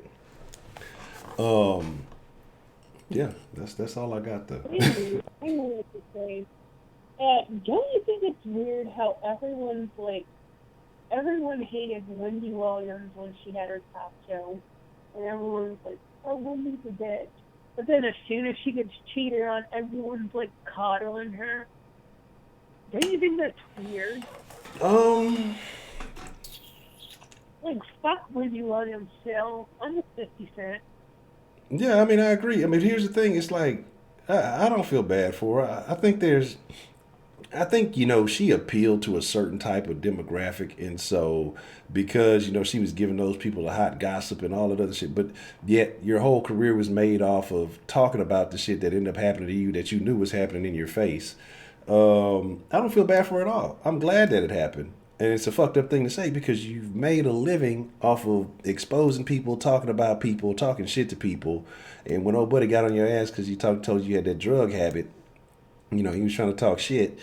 I'm glad that it happened to her. I don't see why people feel bad for it. But again, you have a lot of people who relate because they've been cheated on. They have a personal connection to Wendy, but they may not feel like they're connected to these celebrities because they see Wendy every day. So they affiliate and they associate with her. They see her as one of them, as the home girl. That's their buddy that they gossip with. So they don't see her in the same category as these celebrities. But she's in the same fucking boat and the same fucking shit happened to her. I don't give a shit. Right. And she had talked crazy about method man, right? Yeah. And her cancer, like, that's like a really, like, Yeah, talk crazy about a lot of motherfuckers. And I think, like, look, I don't know. I think it's gonna be an issue. It's gonna be some type of issue with that son of theirs real soon because he already out there trying to fight his pops and shit. Like you can already like, and that's what she's trying to take him all over the place. Like again, she's trying. I don't know if she's trying to be young again or what, but I wouldn't be surprised if he ends up being part of the gang real soon. You know what I'm saying? Oh, Astros won. Oh yeah, they sure did win tonight. So yeah, they Gucci. They Gucci. Shout out to the Astros. They gonna win it all again this year. They got all kind of the Astros got all the accolades this year. They're the greatest of all time. Okay. baseball. Yes, baseball, the American pastime. Are you a baseball fan? No. Oh, that's terrible. Nobody is. What? Everybody loves baseball. Nobody loves baseball. What? That is racist. Why are they get paid so much? Like, who's watching this? Baseball it's America's pastime. There's a lot of money in baseball. It's, I don't know. I have no idea. I think it's terrible, but like, even when you look at games, like most of the seats are empty. They fucked up. I mean, it's actually, like I say, I guess maybe because the Astros are actually good. When I actually started watching baseball, maybe that's why I was entertained. I guess if you have like a trash team, it's probably pretty boring. But the Astros, they score a lot, so I guess that makes it interesting. But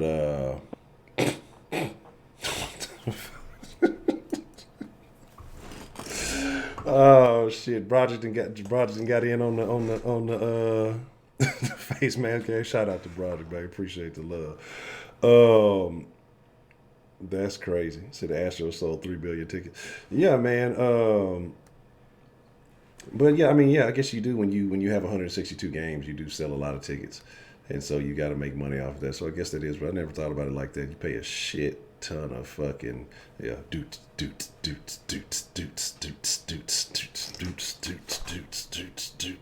right, that's enough. That's all y'all get. It's a part of the thing. People pay like it's like if you donate to the thing, they got like a face mask thing, and so people can pick random shit that I have absolutely no control over. And so I end up wearing these weird ass face masks and looking crazy as shit on stream. How do you feel if you're wearing it? What Or happened? how do you feel? Does it let you know? Is there how do I know that the What are you looking at a monitor, or are you looking at a screen, or are you looking at the same screen we are, or what? yeah, I mean I have I have the monitor. So like I see myself, I see the same thing basically that you guys see because I have a dual monitor setup. So on one side I have kind of the stream, but it's a smaller thing, and I have like I said, I have the chat here. I have all the buttons to cut shit on and off and mute and do all that. So it's all in one program on one screen, and then I have an additional screen just for random shit for whatever else it may be. So that's just kind of that. Yes. So there's that. Yeah, but here is the deal. Like I went a little longer than anticipated. I'm gonna get ready to start winding a couple of things down. Miss Ashley, is there anything else you would like to add before we wrap it up? You're gonna rush me off the phone, but What? talk for an hour and a half. What? He was describing the color of a shirt of some person in a story he was talking about 10 years ago. Like, what the hell's going on? The color of a shirt. What are you talking about? No, I mean, I'm just saying, like, he was just talking about a lot of shit for an hour and a half. He gets me off the phone. This looks like shit on my head. This is terrible. This is terrible. This is a terrible mask. It looks like a fucking wet shit on an ice cream cone. Well, no, but the thing is, it was time when nobody was calling earlier whenever Trio called in. So, we just decided to have a very intriguing conversation for the people of the den. Now, it's getting late. And I'm an old man. I'm getting sleepy. I got to get up early to give the sauce people what they need for those fans of sauce sports. So I got a lot of shit to talk in the morning. And so, You go to church? what happened? You go to church? Go to church. Yeah. I go to the Church of the Sauce. I'm committed every Sunday. Speaking of church, I'm gonna bring back. I need to bring back the pastor preacher Honcho. I might bring back the pastor. Well, we need to bring back the confessions. We ain't done confessions, or I know I missed Friday, so that was my fault. But we need to bring that back. I might bring back pastor preacher Honcho tomorrow. It's been a while. You know what I'm saying? You never saw pastor preacher Honcho? No. Oh, okay. Well, I'm gonna do it tomorrow. I'm gonna do it. I gotta find where I packed the shit, but I'm gonna bring it back tomorrow. So yes, tomorrow, folks, we will bring back Sunday night confessions. It's been a while. What happened? I said, so what are we supposed to do for confession? For confession, you just share something that you want to confess, something that you've been wanting to get off your chest for a while. That maybe a story, maybe just something, personal thoughts. It could be anything that you want to confess. That if you may not be a part of the church going folk, and you may just have something you want to get out of there. You know what I'm saying? So, it's just the sauce is for Houston teams. Like I say, the Sauce Sports, the regular channel is mainly the Texans, and then Sauce Sports TV is Astros, Dynamo, and Rockets very soon. But Hector is definitely the primary Astros and Dynamo guy. And Hector's been doing a great job, man. Shout out to Hector. He's been definitely holding it down for the Stros and Dynamo talk on Sauce Sports TV. So I definitely appreciate that. But yes, yeah, we're gonna confess some of one of our sins, something like that. So I gotta come with a confession. I haven't confessed in a while myself. I'm sure there's something I can dig up, knock some dust off of, and confess to. But yes, that's the confessions will be tomorrow. So we'll get back at it tomorrow on the good stuff. Hold on one second.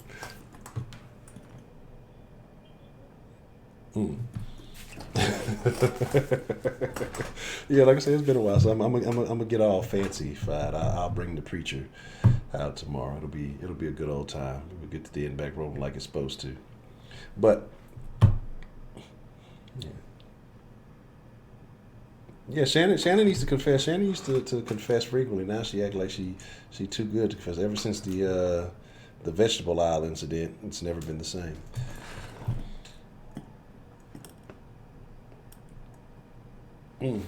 I'm just saying. I'm just saying.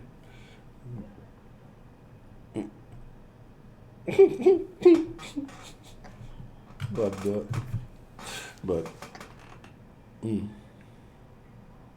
yeah, it was a great call. Shannon had great calls. Like I say, confessing Shannon is great.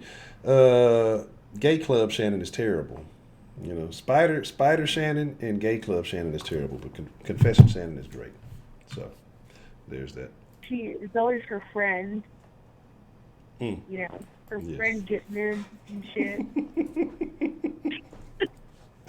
So I look forward to the call tomorrow. Okay, well, I'll be expecting a confession from you tomorrow, Miss Ashley.